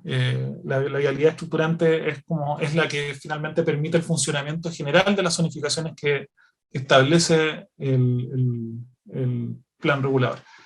Sin embargo, como es limitado en términos de su alcance, la idea es poder integrar otros instrumentos que ya estén en desarrollo o que hayan sido desarrollados. Dentro de ellos está el Plan de Inversión en Infraestructura y Movilidad y Espacio Público, que surgió al alero de la Ley de Aportes del Espacio Público, que Valdivia fue una ciudad pionera en ese sentido en tener su plan de inversión. De hecho, creo que fue la primera. Donde aparece una cartera de proyectos que el plan regulador debe permitir, ¿no es cierto?, su desarrollo. Lo que promueve el plan de inversión en infraestructura es justamente la generación de corredores de transporte bajo un principio de transporte de desarrollo orientado al transporte, el TOD, que es muy utilizado en otros países, donde se densifican en torno a las principales arterias. Y eso lo que facilita es que muchas más personas puedan vivir en torno a ejes que estén bien integrados, ¿no es cierto? Y facilita la movilidad, la integración social y el desarrollo económico de ciertos sectores. Entonces lo que tenemos que hacer es tomar este estudio, nuevamente pasarlo al plan regulador y decir, ¿sabes qué? Entonces esta arteria, ¿cómo la vamos a densificar? ¿De qué manera la vamos a densificar? ¿Cómo vamos a integrar esta vialidad? ¿Y de qué características va a tener este perfil, ¿no es cierto?, de vialidad. Ese es uno de los elementos. Ya tenemos el estudio, está concluido, por lo tanto podríamos integrarlo fácilmente. Dentro de también las cosas que propone es la peatonalización del centro e integra ciertos elementos de transporte fluvial que son importantes y relevantes en este momento en Valdivia, pero también integra corredores que son fundamentales, sobre todo en la zona sur de Valdivia, que es donde vive la mayor cantidad de personas. Eso siempre hay que tenerlo presente. Esto es un ejemplo de los resultados del PIMEP en el centro, como busca potenciar el uso peatonal del centro. Y después hay otros instrumentos que están también, que son sectoriales, ¿no es cierto? En este caso es el Plan Maestro del Borde Fluvial del Ministerio de Obras Públicas, en el cual ha participado el municipio como actor, y propone una serie de infraestructuras y modelos de uso del borde costero, o del borde fluvial, perdón, que también hay que responder a ello. Dentro de eso, por ejemplo, se está hablando de ciertos puntos intermodales, ¿no es cierto?, de transferencia, donde también se podría promover una mayor densidad en torno a ellos para que finalmente se facilite el uso del borde río. Eso es uno de los elementos a analizar. Y desde el punto de vista de la morfología, la densidad y el paisaje urbano, como comentaba anteriormente, tenemos un plan regulador que es bastante permisivo respecto a la regulación de las alturas, y eso finalmente incide en que hay mucha incertidumbre respecto a la forma urbana, ¿no es cierto? Antonio mencionó en algún momento los códigos basados en la forma, ¿no es cierto?, que son instrumentos muy utilizados en Estados Unidos y Canadá para poder regular efectivamente cómo son las volumetrías, cómo son finalmente el resultante de la aplicación de la zonificación. Lo que vemos hoy dentro del centro de Valdivia es algo positivo desde el punto de vista de la densificación. Necesitamos que mucha gente viva en el centro, porque están más cercanos a los servicios, de alguna forma va generando una contracorriente respecto al crecimiento por extensión. Sin embargo, debemos hacerlo bien, ¿no es cierto? Debemos tratar de comprender una densificación equilibrada. Y eso es uno de los desafíos también de este nuevo instrumento. Dentro de eso hay ciertas cosas que se han ido avanzando, ¿no es cierto? Está el estudio del plano de detalle de fachadas, pero no era solamente fachadas, sino que también tenía un componente que involucraba la volumetría de las edificaciones. Y lo que hizo fue integrar en su momento un concepto que es muy utilizado dentro de Canadá, que es el uso del podio, ¿no es cierto? Que es un elemento dentro de la edificación, es una edificación un poco con una especie de placa, ¿no es cierto?, que escala el edificio hacia la calle, hace que la calle sea más habitable, sea más a escala humana, mientras que en la parte de atrás están las torres. ¿Podría ser un modelo a implementar en Valdivia? Quizás, pero ahí están estos referentes que podemos utilizar y siempre tener un poco en vista que lo que no debemos perder dentro de Valdivia es justamente la escala humana, que es algo muy reconocido dentro de la ciudad, y potenciarla. Y para eso necesitamos instrumentos que no generen grandes muros, ¿no es cierto?, dentro de las edificaciones resultantes, sino que finalmente vayan dialogando en una densidad equilibrada. Y para finalizar, ¿cómo hacemos esto? Fundamentalmente, es fundamental la gobernanza y la participación ciudadana. Tenemos que fomentar la participación ciudadana manteniendo un proceso abierto y transparente y constante. Eso es un poco nuestro mandato. Por otro lado, tenemos que integrar a los servicios públicos, los gremios productivos, las organizaciones sociales y juntas de vecinos a través de mesas técnicas, o hay ciertas ideas respecto a la conformación de un directorio urbano, que son modelos de gobernanza que han sido bastante positivos en otros casos y en el extranjero también. Integrando tempranamente a las comunidades indígenas, que hay que responder a ellas, ¿no es cierto? Y ellas tienen que imprimir su visión respecto al territorio de forma temprana para que el plan regulador pueda responder, ¿no es cierto?, a esas demandas. E integrar planes sectoriales y proyectos de inversión de largo plazo en el plan, como los que mencionaba respecto al plan maestro borde fluvial, al RAC, etc. El desafío es grande respecto a cómo se genera el PRC de Valdivia, pero ya estamos encaminados y nada, lo que necesitamos justamente es la participación de toda la sociedad para poder hacer un proyecto que sea validado y que responda finalmente a una visión consensuada del territorio que nos proyecte por los próximos 30 años. Eso sería mi presentación. Muchas gracias. Muchas gracias por tu presentación, una excelente presentación. Tenemos varias preguntas, así que la verdad que me remitiré inmediatamente a ellas para que podamos contestarlas idealmente todas. Paola Soca nos pregunta ¿dónde se puede obtener el estudio completo de los barrios del sur de Chile? Esta pregunta es para Roberto. Si es posible que nos digas, para Antonio, ¿dónde podemos tener acceso a esta información? La página web OBSUR del observatorio que nosotros tenemos, la voy a escribir aquí en el chat. Ya, perfecto. Está toda la información que hemos levantado, no solamente los indicadores, sino que también los datos territoriales de estas 3 ciudades, ¿cierto? En torno a las categorías, mapas, principalmente esa información, y muchas publicaciones en donde hemos publicado en revistas nacionales e internacionales del área especializada, todo el trabajo asociado a lo que mostramos recién, la aproximación de los casos, las etapas de diagnóstico, los levantamientos y las aplicaciones de las estrategias de diseño. Ahora estamos construyendo, en etapa de construir, todavía no hemos terminado un reporte con esto, que no hemos podido terminar por recursos, pero la idea es hacer un reporte público de estos datos, obviamente los indicadores, y ejemplificar estos 3 casos principalmente, que lo vamos a colgar. Lo queríamos terminar el año pasado, pero al final no pudimos terminarlo, y esperamos terminarlo el primer semestre de 2022. Perfecto. Y otra pregunta para ambos. ¿Están de acuerdo con los estándares establecidos por la CNDU de distancia a plazas, parques, por ejemplo? Lo que pasa es que, a ver, esos indicadores son indicativos, no son normativos, partiendo por ese estándar. Entonces es una aproximación general a una escala de ciudad.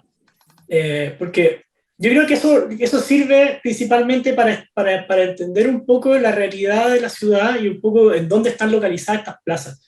lo mismo el tema de los parques. Muchas veces yo he visto algunos estudios nacionales en donde se confunden, por ejemplo, he visto algunas aproximaciones asociadas a indicadores de bienestar territorial, y se asume que hay áreas verdes que son parte del conjunto, pero son áreas verdes públicas no consolidadas, que generan todo lo contrario, el efecto negativo de inseguridad.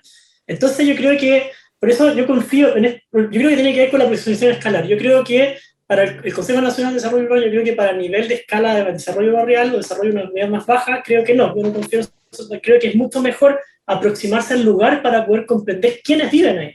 Finalmente yo puedo quizás decir, mira, tengo un sector territorial determinado, un barrio, pero quizás el porcentaje de adultos mayores es mucho más alto. Entonces quizás 3.000 metros o 400 metros no va a ser una medida apropiada, quizás va a ser mucho más bajo, pero eso puede ser relativo en otro contexto, donde quizás tenga una población mucho más joven que sí está dispuesta a caminar esa distancia. Entonces yo la verdad es que no confío mucho en esos valores como un valor determinante, sino que soy más de la idea de que tiene que haber una aproximación mucho más exploratoria al lugar desde el contexto inmediato para poder construir un indicador local. Entonces ahí, más que el valor del indicador en sí, es la metodología que tú puedes aplicar en distintos contextos para la construcción de indicadores locales. Perfecto, muchas gracias, Antonio. Roberto, ¿tienes algo que comentar al respecto? Sí, coincido con la visión de Antonio, de que son más bien marcos referenciales los indicadores que propone el Consejo Nacional de Desarrollo Urbano para tener una visión general respecto a cómo está la ciudad y generar ahí comparativas, pero cuando uno baja a la realidad y a las concepciones también culturales que hay respecto al espacio, eso cambia. Y ahí lo que sí es necesario es justamente lo que está haciendo Antonio respecto a la bajada de los indicadores a los territorios. E incorporar, yo creo que es un elemento importante, incorporar la mirada cultural respecto a cómo utilizamos el espacio. En ciertos lugares va a ser muy difícil que una persona camine 1.000 metros para llegar a un parque. No solamente por sus condiciones etarias, ¿no es cierto?, o habilidad física, sino también porque quizás no se concibe como tal ese recorrido. Y esas cosas hay que tratar de relevarlas a través de investigación. Yo creo que es muy importante. Y de alguna forma nosotros como servicios públicos nutrirnos de esas investigaciones. Claro. Hay muchos parques que a veces están invisibilizados o desgraciadamente el acceso que tienen no invita a que la gente camine a esos lugares. Otra consulta, en relación a la protección de los humedales en la zona de las Mulatas y Guacamayo, ¿qué opción regulatoria tiene el municipio por las tomas que existen actualmente? Opciones regulatorias frente a campamentos hay muy pocas. En general están, por lo menos puedo hablar desde el ámbito de la regulación urbana referida al plan regulador, ahí se establecen zonas y los campamentos son los campamentos, llegan al margen de la legalidad, ¿no es cierto?, en zonas que están abiertas, que han permitido la habitación, la ocupación irregular del territorio. Frente a eso, marcos regulatorios propiamente tal no existen, no existen, son actividades que están fuera de lo lícito, ¿no es cierto? Y como tal es un problema, y es un problema tremendo, ¿no es cierto?, los campamentos, sobre todo desde el punto de vista humanitario, que tenemos que mirarlo y hay que atenderlo a través de la provisión de vivienda, pero finalmente desde el punto de vista regulatorio hay pocos o ningún instrumento como que uno pueda decir aquí no va un campamento. Lo que sí pueden haber son radicaciones, ¿eh? Y dentro de eso depende un poco de la gestión de suelo que exista previo a la radicación, si el Estado compra el suelo, y luego un plan regulador o a través de una modificación se puede habilitar ese suelo a través de una modificación puntual. Hay varias modificaciones que están en curso en este momento del plan regulador, y una de ellas tiende justamente a dos sectores que fueron ocupaciones irregulares en algún momento, se les dio título de dominio durante la historia y ahora hay que formalizar. Así ha ido funcionando un poco también. Hay muchas cosas como de facto que suceden en el espacio y finalmente se van formalizando. Pero un instrumento como el plan regulador no puede prevenir la generación de campamentos, Pero sí lo que ha hecho como práctica en la historia es justamente formalizar ciertas situaciones de irregularidad, eh, dependiendo de los casos donde también estén emplazados. Perfecto, muchas gracias. Bueno, solo comentar ahí en cuanto a la lógica de los humedales, por un estudio que tuve que hacer históricamente, alrededor de 1900, no recuerdo bien la fecha, se vendían los terrenos que eran humedales con el compromiso que la gente los rellenara. Entonces, este tema tenía una evolución. Históricamente siempre fue el rellenarlo para usarlo, y ahora, afortunadamente, la lógica está, oye, esto tiene un valor distinto, por favor, cuidémoslo. Entonces hay un cambio de paradigma también. Y de hecho la municipalidad fue el que en esos años permitía, obligaba al que compraba a rellenar. Claro, son Otra consulta. normas de doble piso, como llamaban, que Claro, uno podía evitarlo en la medida que hiciera las obras de mitigación, pero exacto, pocas veces se concretaban, ¿no es cierto?, esas obras. exacto. Consulta para Antonio. ¿Cuánto tiempo podría demorar definir los indicadores en la metodología mostrada para un sector, atendiendo la oportunidad de ser parte de una nueva forma de planificar? Gracias por la pregunta, qué bonita la pregunta. Sí, Mira, nosotros nos tomó 3 años este proyecto, nos tomó harto tiempo, pero era un proceso obviamente de descubrimiento, porque primero tenía que ver con la metodología de evaluación para luego llegar a la construcción de indicadores y posteriormente a los mismos barrios que levantamos estos datos poder evaluarlos. Entonces, por eso nos tomó 3 años. Yo creo que el valor, yo creo que esto puede tomar mucho menos, no sé cuánto, pero menos de 3 años, por supuesto, entendiendo que la metodología ya está evaluada y está validada.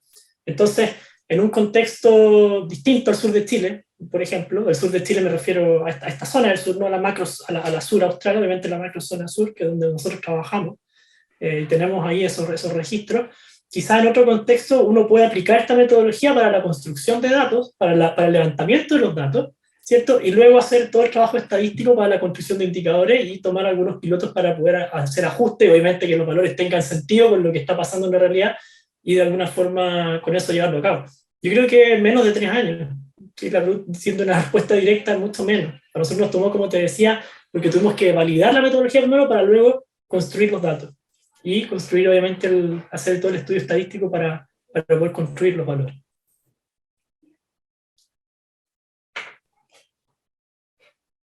¿Estás con el audio, parece, Marcelo? No, Apagado. Marcelo.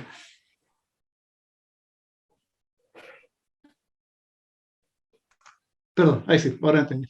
Había cortado el audio, disculpe. Al desarrollar indicadores normativos, ¿se establecen estándares determinados? ¿Y cómo se definen estos estándares? Si es que existen. ¿Son iguales? Más o menos ya la contestaste la pregunta, dice, ¿son iguales en todos los barrios de las ciudades de Chile? No, mira, no, a ver, nosotros al comienzo de en la presentación hablamos de que esto obviamente tiene altas limitaciones, porque son barrios de ciertas características, en cierto número, que son de alguna forma ciertas hectáreas, entre 5 y 45, y obviamente están asociados en un contexto de ciudad, o sea, son pericentrales, no son suburbanos, por ejemplo. Habría que hacer otra método, quizá validar metodológicamente, no sé, habría que obviamente tener una aproximación distinta a los valores y asumir otro tipo de valores, por supuesto, para una zona urbana, porque esto es para periurbano en ciudades intermedias del sur de Chile, estamos hablando de ese contexto. Por ejemplo, un periurbano metropolitano, por supuesto que quizás son otros valores. Entonces, tiene que ver con eso. O sea, hay una aproximación muy local de estos valores y ese es el valor que tiene esta metodología, estos indicadores. No son indicadores estándares. Estandarizarlo no creo que sea la respuesta. Yo creo que el valor que tiene es la metodología, insisto. Y bueno, trabajamos con 3 tipos de indicadores.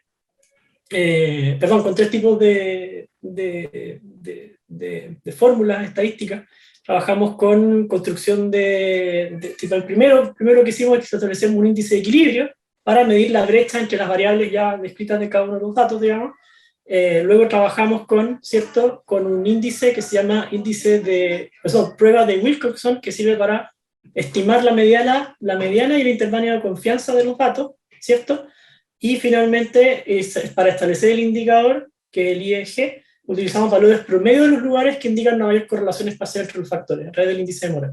Eso fue un poco lo que hicimos, trabajamos como 3 etapas. Entonces fue bastante largo para poder entenderlo y poder elaborarlo, porque esto trabajamos con un equipo, obviamente, con un experto también estadístico, Entonces, tomó ese proceso de validación, ¿cierto? Nos llevó desde la región piloto. Entonces, insisto, el valor es la metodología. Desde la metodología uno puede construir indicadores. Y esa metodología uno la puede aplicar a otros contextos. Perfecto, muchas gracias. Pero Roberto, ¿existe una ley de protección del litoral la cual impide la construcción de cierta distancia a la costa? Ley de protección del litoral, tengo entendido que no hay una ley propiamente tal. Lo que sí hay consideraciones respecto a los bienes nacionales de uso público en el litoral. Y ahí se establecen las fajas del bien nacional de uso público. De alguna forma, los planes reguladores intercomunales y los planes reguladores comunales deberían integrar ciertas consideraciones respecto al riesgo en el litoral. Y particularmente nosotros, dentro del estudio de riesgo, que es uno de los estudios especiales que debe desarrollar el plan regulador, tenemos que incorporar dicho criterio. Hay zonas que están expuestas a tsunamis, a marejadas, y a otras amenazas, ¿no es cierto? Y esas hay que tratar de integrarlas dentro de la zonificación. Bueno, ahí está también la cuota de inundación del maremoto. Esa es la que Claro. deberíamos hacer. Otra consulta también para ti, Roberto. ¿Por qué no prohibir los condominios que ya son sinónimo de guetos? ¿Sinónimo de qué? Guetos. Qué buena pregunta. Para ambos, sí. La idea aquí es Buena debatir. pregunta. Ambos están. Mira, la respuesta es porque a la gente le gusta vivir ahí, partiendo por esa premisa. A la gente le gusta vivir en los condominios. ¿Por qué le gusta vivir en los condominios? Porque buscan cosas en los condominios, buscan tranquilidad, buscan silencio, o muchas veces pueden buscar cierto áreas más acceso a áreas verdes, depende obviamente de la aproximación. Pero más allá del condominio es el suburbio, como concepto. Que el suburbio ha existido siempre y siempre ha sido un escape del ruido y de un poco lo que es la vida urbana más agitada. Entonces, yo creo que ahí, más que eliminar el condominio como concepto, yo creo que es más bien mejorar los condominios como concepto que sean parte de una ciudad. Por ejemplo, ¿cómo podemos transformarlos en condominios que sean más diversos socialmente? En términos de que quizás, por ejemplo, en vez de generar una tipología de vivienda unifamiliar, siempre como un timbre, digamos, que uno va poniendo, ¿cierto?, en un papel, uno pueda agregar otro tipo de tipologías que puedan ser accesibles para otros perfiles sociales de población. También, por ejemplo, tratar de incorporar, por ejemplo, cómo podemos incorporar servicios, nuevos servicios, cierto equipamiento que pueda estar al alcance de otros lugares. Entonces yo creo que más que y con eso ya, bueno, con eso ya deja de ser gueto como concepto principal. Entonces, yo creo que más que eliminar el concepto de condominio, creo que tenemos que mejorar el concepto e incorporarlo a la ciudad desde una planificación mucho más integral, desde el incorporar cierto vida social, cierto diversidad de población y también cierto dotarlo de servicios y equipamiento en general. Yo, respecto a ese tema, por un lado claramente está la diversidad y dentro de eso creo que tenemos pocos instrumentos todavía en Chile que permitan o que vayan forzando un poco a los desarrolladores a incorporar, por ejemplo, vivienda accesible o de menor costo dentro de los proyectos que formulan. Ahí hay casos de países que sí lo han hecho, por ejemplo, Inglaterra, cuando uno formula un proyecto de vivienda, exige una cierta cantidad de unidades que respondan a otros segmentos económicos que no son el principal.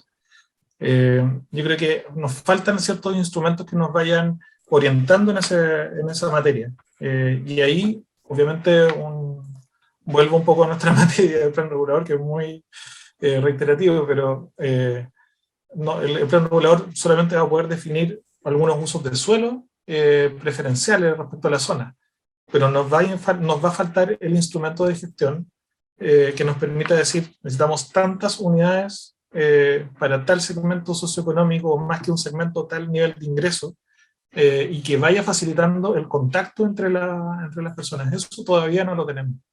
Yo ahí le echaría una mirada a lo que ha hecho la sección 106 de las regulaciones urbanas de Inglaterra, que ha sido bastante interesante al promover ese tipo como de integración. también hay un margen en el cual ha ido operando esa misma sección dentro de la gobernanza local en los councils, que son los municipios, donde también hay mucho diálogo con el desarrollador y a veces se pervierten los objetivos iniciales. Pero en general es un marco normativo que nosotros al menos necesitamos en Chile. Quizás tiene otros ribetes, tiene otras formas, pero necesitamos incorporarlo. Hay un ejemplo que, tomando esa consulta, que se desarrolló en Antofagasta, donde con recursos del gobierno regional compraron un lote grande y a través de recursos del DS-19 y una licitación condicionada lograron generar una vinculación, logrando un estándar mayor para las viviendas de menor valor, y bueno, la de mayor valor se pagaba por sí misma. Es una experiencia bastante buena. El resultado de cómo está funcionando todavía no lo conozco, pero sí sé que se desarrolló. Ahora, la diferencia de lo que tú comentas, Roberto, es que allá es un elemento normativo, en cambio aquí fue aprovechar instrumentos de financiamiento y la normativa lo permitía, pero no es que haya un incentivo para que esto ocurra, que eso es lo que yo creo que nos falta. Esta pregunta yo creo que para ambos, ¿existe un programa de protección y educación acerca de la importancia de humedales? Y hace una afirmación la persona también, que parece que está de Francia, dice, deberían ustedes efectuar una declaración en relación a barrios y patrimonio de arquitectura. Acá en Francia se invierten 2 euros y se reporta, dice, se recorta, también creo que se reportan 12 euros como beneficio. Perdón, estoy un poco... La, ¿Existe un programa de protección y educación acerca de la importancia de los humedales? Creo que no hay un programa consolidado, así que este sea el programa de protección y educación respecto a los humedales. Lo que sí hay es un cambio cultural que yo generando diferentes instancias en organizaciones de la sociedad civil, en ONGs, etcétera, que están haciendo ese trabajo. Pero no es así como súper centralizado, ¿no es cierto? Desde el municipio puedo solamente mencionar que es una de las prioridades en este momento, justamente la educación ambiental y la mantención de estas zonas, ponerlas en valor. Pero hay un avance completo a todo nivel, desde la universidad hasta la generación de esta nueva ley de humedales urbanos que va, de alguna manera, es la cristalización de un cambio cultural. Sin duda. Roberto, no sé si Antonio, ¿tú quieres comentar algo? No, la verdad es que comparto lo que menciona Roberto. El tema de la educación, no sé si hay, sí, totalmente. Pregunta Roberto, ¿se tiene la intención de considerar el ruido, tránsito vehicular, comunitario, fuentes fijas, industria, construcción, etcétera, en alguna de las decisiones urbanas del plan regulador comunal u otros instrumentos en Valdivia, desde el punto de vista acústico? El ruido es un factor factor crítico de decisión, podría ser un factor crítico de decisión dentro de la evaluación ambiental estratégica. Disminuir el ruido, evaluar el impacto del ruido, e integrar algunas disposiciones respecto a distanciamiento, respecto a las vías principales, con arborización, etc.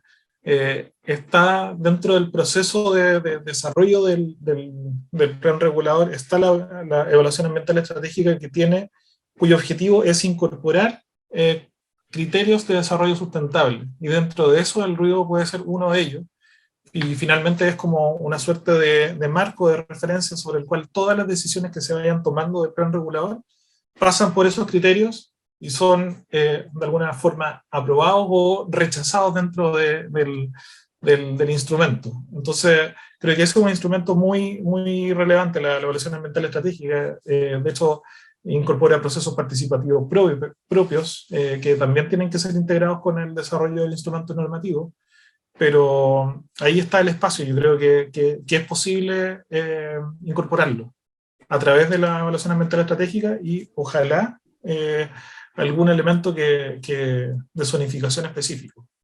Me imagino en este momento, eso son esas cosas de distanciamiento. También hay zonas que son especialmente sensibles en términos de ecosistemas, entonces es un tema a evaluar. Está saliendo constantemente también el problema del ruido en nuestras ciudades, y en Valdivia no es la excepción. Así que sí, hay espacio. Otra consulta. ¿Qué plazo hay para la actualización del plan regulador de Valdivia? ¿Podríamos iniciar seccionales para la zona costera con el propósito de regular nuevas construcciones? El seccional como instrumento, a no ser que esté desvinculado como de una zona unitaria, ¿no es cierto?, del área urbana, la verdad es que un seccional toma el mismo tiempo de desarrollo que un plan regulador. Básicamente tiene que cumplir con los mismos estándares normativos de procedimiento, de cumplir con la ley, los procesos de revisión de los diferentes organismos públicos, etc. Por lo tanto, lo que nosotros estamos haciendo es que ojalá todas las instancias o todas las necesidades de modificación o de regulación se vayan incorporando dentro de este único proceso. En términos de tiempo, lo que se está evaluando es 3 a 3,5 años para poder sacar el plan regulador desde el municipio y generar las aprobaciones sectoriales de MIMBU y etcétera. Tiene que ir avanzando, ¿no es cierto? Pero básicamente tener un anteproyecto ya definido en un plazo máximo de 3 años. Y eso, a pesar de que parece mucho tiempo, en realidad es poco tiempo, porque la normativa va exigiendo tiempos de exposición, de aprobación de respuesta de los diferentes organismos. Entonces, eso es como un objetivo muy ambicioso, decir que en 3 años lo podemos hacer, y ojalá en 3 años lo podamos hacer. No puedo cuánto va a durar, porque lo que sí debemos hacer como equipo técnico, y para eso se está reforzando el equipo técnico, es que todos los procesos sean ordenados, correctos, transparentes, en la forma en que se ejecutan, de tal forma que no hayan tantas observaciones al final del camino. Algo que ha sido muy frecuente es que finalmente al llegar los planes reguladores a revisión de Contraloría empiezan a surgir una serie de observaciones que tienen que ser subsanadas, y en ese momento los consultores, ¿no es cierto?, los equipos consultores que desarrollan este instrumento ya no están presentes, y son los equipos principales los que tienen que ir resolviendo. Estamos un poco preparados para la batalla, pero la idea es llegar con un instrumento que no genere tantas observaciones y que esté muy validado. La media está bastante más alta que lo que tú acabas de decir, pero bueno, la idea ojalá que se logre. Sí. Antonio, una consulta para ti. Considerando que, haciendo una aclaración, sí, la sustentabilidad no solo tiene que ver con esto del cambio climático, o sea, la sustentabilidad tiene que ver con nuestro modo de vida. Pero sin perjuicio de ello, ¿cómo la metodología que acaban de desarrollar ustedes podría impactar la sustentabilidad vista desde este punto de vista de huella de carbono, cambio climático, generación de residuos? Porque entendemos que la sustentabilidad no es solamente algo bien específico como la huella de carbono, sino que la huella hídrica, en fin. Sí, la sustentabilidad es un concepto súper amplio, y las Naciones Unidas definió más de 2 objetivos que están sectorializados. Entonces, la sustentabilidad no se puede lograr desde un solo objetivo, se logra desde distintos objetivos. Hay objetivos desde la resiliencia, hay objetivos desde, ¿cierto?, el ámbito ambiental, desde el ámbito social. Nosotros nos enfocamos en criterios que son los más evidenciados y los más trabajados internacionalmente en ciudades. Y muchos de ellos aportan no solamente al ámbito social, que es un poco el fuerte de esta investigación, sino que también al ambiental, desde la reducción de huella de carbono. Por ejemplo, el trabajo de la accesibilidad y la conectividad, que tiene que ver con promover ciertas formas de movilidad, principalmente asociada al peatón, pero no motorizada. Entonces, lo abordamos nosotros desde esa perspectiva. Y sí, hay un indicador que nosotros trabajamos, pero lo agregamos después, ¿cierto? Lo pudimos incorporar como un nuevo indicador que fue el indicador de áreas verdes, que lo incorporamos después del programa de regeneración de áreas centrales del RAC. Y lo trabajamos en torno a las áreas que son requeridas, ¿cierto?, como áreas verdes públicas. Y eso un poco trabajamos con valores más asociados a lo que establecen los OMS, sobre 9, ¿cierto?, 12 áreas de metros cuadrados de verde por habitante. Entonces, eso un poco, por ejemplo, en radares bajos nos dio que las áreas verdes públicas eran 3 metros cuadrados por habitante. Se nos mostró obviamente un aspecto crítico de acceso a áreas verdes, ¿cierto?, públicas.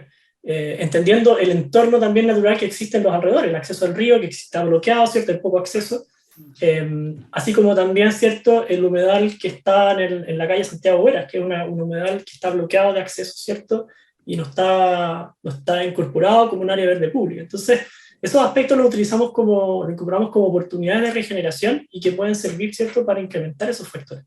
Pero sí, nosotros trabajamos desde ese punto de vista, un ámbito no tan enfocado, como mencionaba al inicio, solamente desde el ámbito ambiental, sino que también del ámbito social, que son aspectos que obviamente son fundamentales hoy día y que son objetivos transversales, no un solo objetivo unitario, que es un poco la concepción mucho más antigua del desarrollo sustentable y obsoleta que apuntaba hacia un equilibrio de estos tres ámbitos, pero era muy poco operacional, muy poco operativa. Por eso nosotros buscábamos el ámbito mucho más operativo, cómo podemos llegar a un valor o algo mucho más tangible de lo que podría ser sostenible.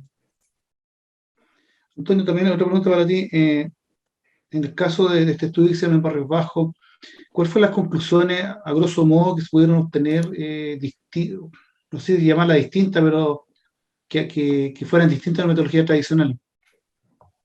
Por ejemplo, nosotros analizamos vida pública y establecimos algunos criterios de dinamización, que tiene que ver con criterios de dinamización de qué tipo de servicios generaban, por ejemplo, mayor temporalidad, ocupación e interacción social en los espacios públicos, y qué otros programas o servicios generaban efectos más adversos para la ocupación del espacio. Por ejemplo, conclusiones generales del diagnóstico, establecimos que Barrios Bajos, un sector obviamente altamente peatonal, tiene un valor peatonal morfológico alto, existe un valor asociado al tamaño de veredas en muchos casos, obviamente hay también déficit en algunos sectores, pero principalmente el valor peatonal que tiene, ¿cierto? Y el valor que tiene para ser un sector atractivo para la ciudad, un sector residencial atractivo, porque hoy día principalmente es un barrio dormitorio, para gente que trabaja en el centro, como también para estudiantes de la universidad. Entonces, tuvimos valores asociados a la conectividad, cuáles son las calles que tienen mayor conectividad, ¿cierto? Entendiendo también el escenario del nuevo puente y cómo eso puede afectar el barrio, y el valor que tiene, ¿cierto?, en torno a la vida pública, y el valor que tienen algunas plazas. Pero el aspecto más crítico que nosotros encontramos en Barrios Bajos fue la vulnerabilidad de muchas manzanas que tenían un porcentaje de ocupación de suelo muy, muy bajo y que estaban obviamente en una situación de riesgo por sobredensidad, y la escasez de áreas verdes públicas, que no superaba el 3 metros cuadrados por habitante. Sí, un dato, a mí por otro estudio que tuve que hacer, también por ejemplo en el caso de Niebla, que no lo dejan verde, y la verdad que las áreas verdes de Niebla no alcanzan a valores, hay un parque que tiene menos de 1 hectárea, y el resto es todo privado. Y la última pregunta que tengo, más que todo una discusión que podamos establecer entre ustedes dos, ¿cómo se puede vincular la metodología que tú desarrollas, Antonio, con el desarrollo del plan regulador de Valdivia, Roberto? Roberto, yo creo que tú tienes que responder eso. Yo creo que tú tienes que ahí se la dejo para que vean. Ahí les dejo la pregunta tirada.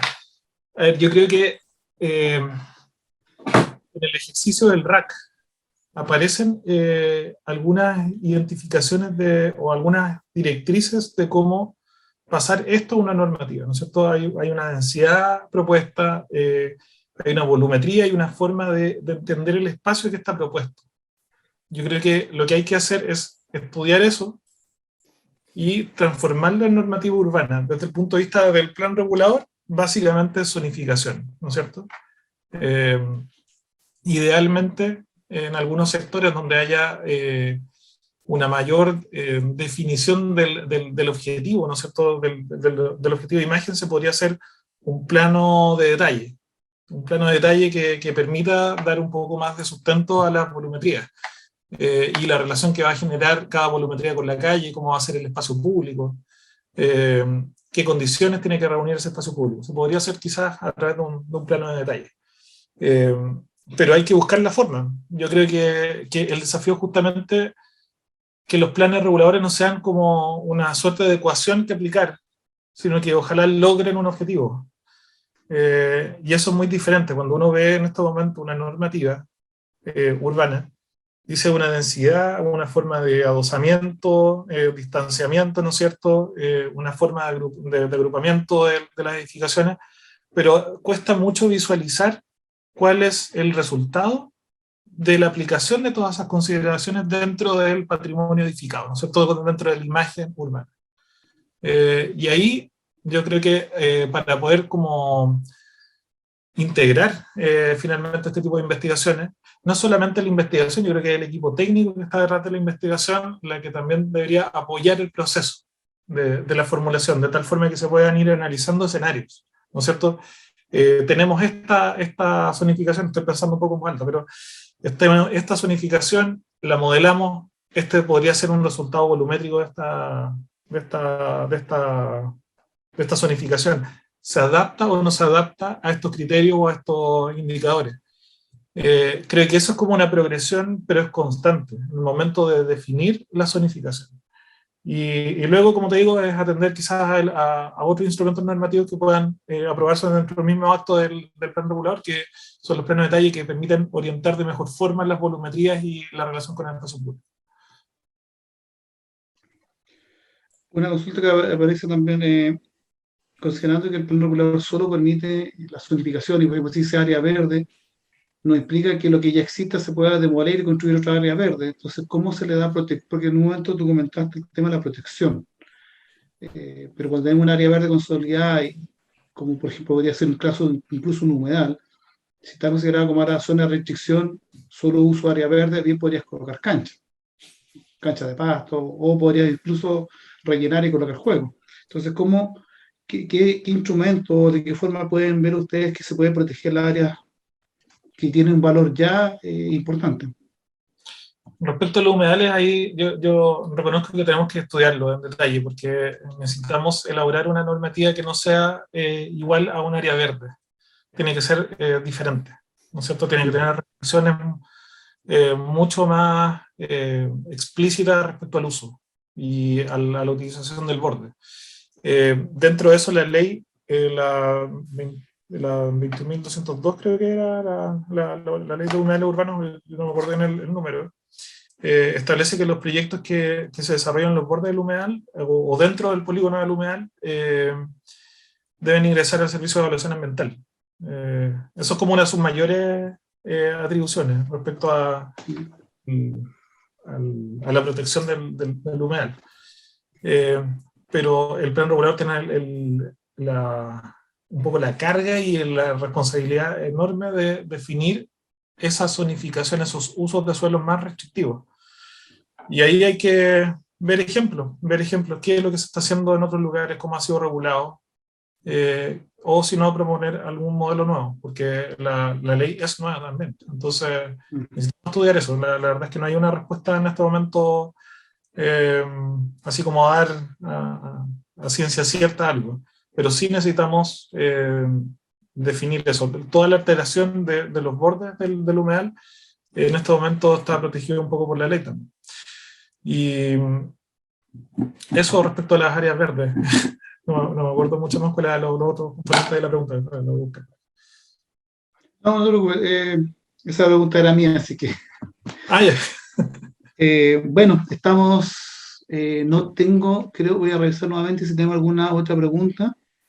Creo que le hemos contestado todas. Déjame ver porque son dos. No. No sé si ustedes quieren comentar algo entre ustedes, sino para dar término al webinar. Nada en particular, yo creo que es importante, siento en esta instancia que está, ¿no es cierto?, Antonio en representación de la academia y como la investigación aplicada, y yo en representación de un área municipal que tiene que ver con la gestión más en terreno de la normativa, que se trabaje de forma integrada. Es importante que se generen esas vinculaciones y para eso tiene que haber una gobernanza que lo permita o que lo facilite. Creo que eso nos queda un poco al debe en estos momentos en Valdivia, o tiene que ser dinamizado para que finalmente estas investigaciones tengan un planteamiento en terreno real y que pueda finalmente incidir. Ese traspaso de competencias tenemos que fortalecerlo, y lo dejo como una especie de agenda propia, por un lado, pero también tiene que ser una agenda institucional de la municipalidad y desde de la universidad. Hay que fomentar estas vinculaciones. Totalmente de acuerdo. Bueno, en Alemania se trabaja así, ¿no? En Alemania, en la Universidad de Dortmund específicamente, generan mucha información, ¿cierto?, para la planificación regional principalmente. Y todo lo que han hecho en la zona del Rin, perdón, de Westfalia, en la región de Westfalia en Alemania, para poder prepararse para el cambio climático. Por ejemplo, he trabajado, por ejemplo, con planificación de zonas boscosas para poder mitigar efectos del calor que está pronosticado, ¿cierto? Y ha habido mucha asociación de lo que realiza la universidad en ese sentido en investigación para los gobiernos locales. Entonces se utiliza mucho esa información para poder construir estas visiones de planificación territorial principalmente. Bueno, el objetivo que se planteó, esto es a nivel regional, las COREX son a nivel nacional, de hecho es la representación regional, la COREX. El objetivo que se planteó para este año es justamente esto, es generar este vínculo entre la universidad, el que genera el conocimiento, con los que lo aplican. Así que yo estoy muy contento que se haya dado esto, estamos todos los que estamos detrás de esto muy felices de lo que hemos logrado. Ahora la idea es mantenerlo, por eso el objetivo es generar estos vínculos para que estos vínculos pues, se transformen en convenios de colaboración y que se generen estas experiencias que a nivel mundial ya existen. Yo les quiero agradecer tanto a Roberto como a Antonio su excelente presentación, a todas las personas que nos acompañaron, a todas las consultas, hubo varios comentarios que eran parecidos, por lo tanto eso no se leyeron, y quiero agradecerles su participación a nombre del Ministerio de Medio Ambiente, el Ministerio de Vivienda y de la Universidad que hayan participado con nosotros.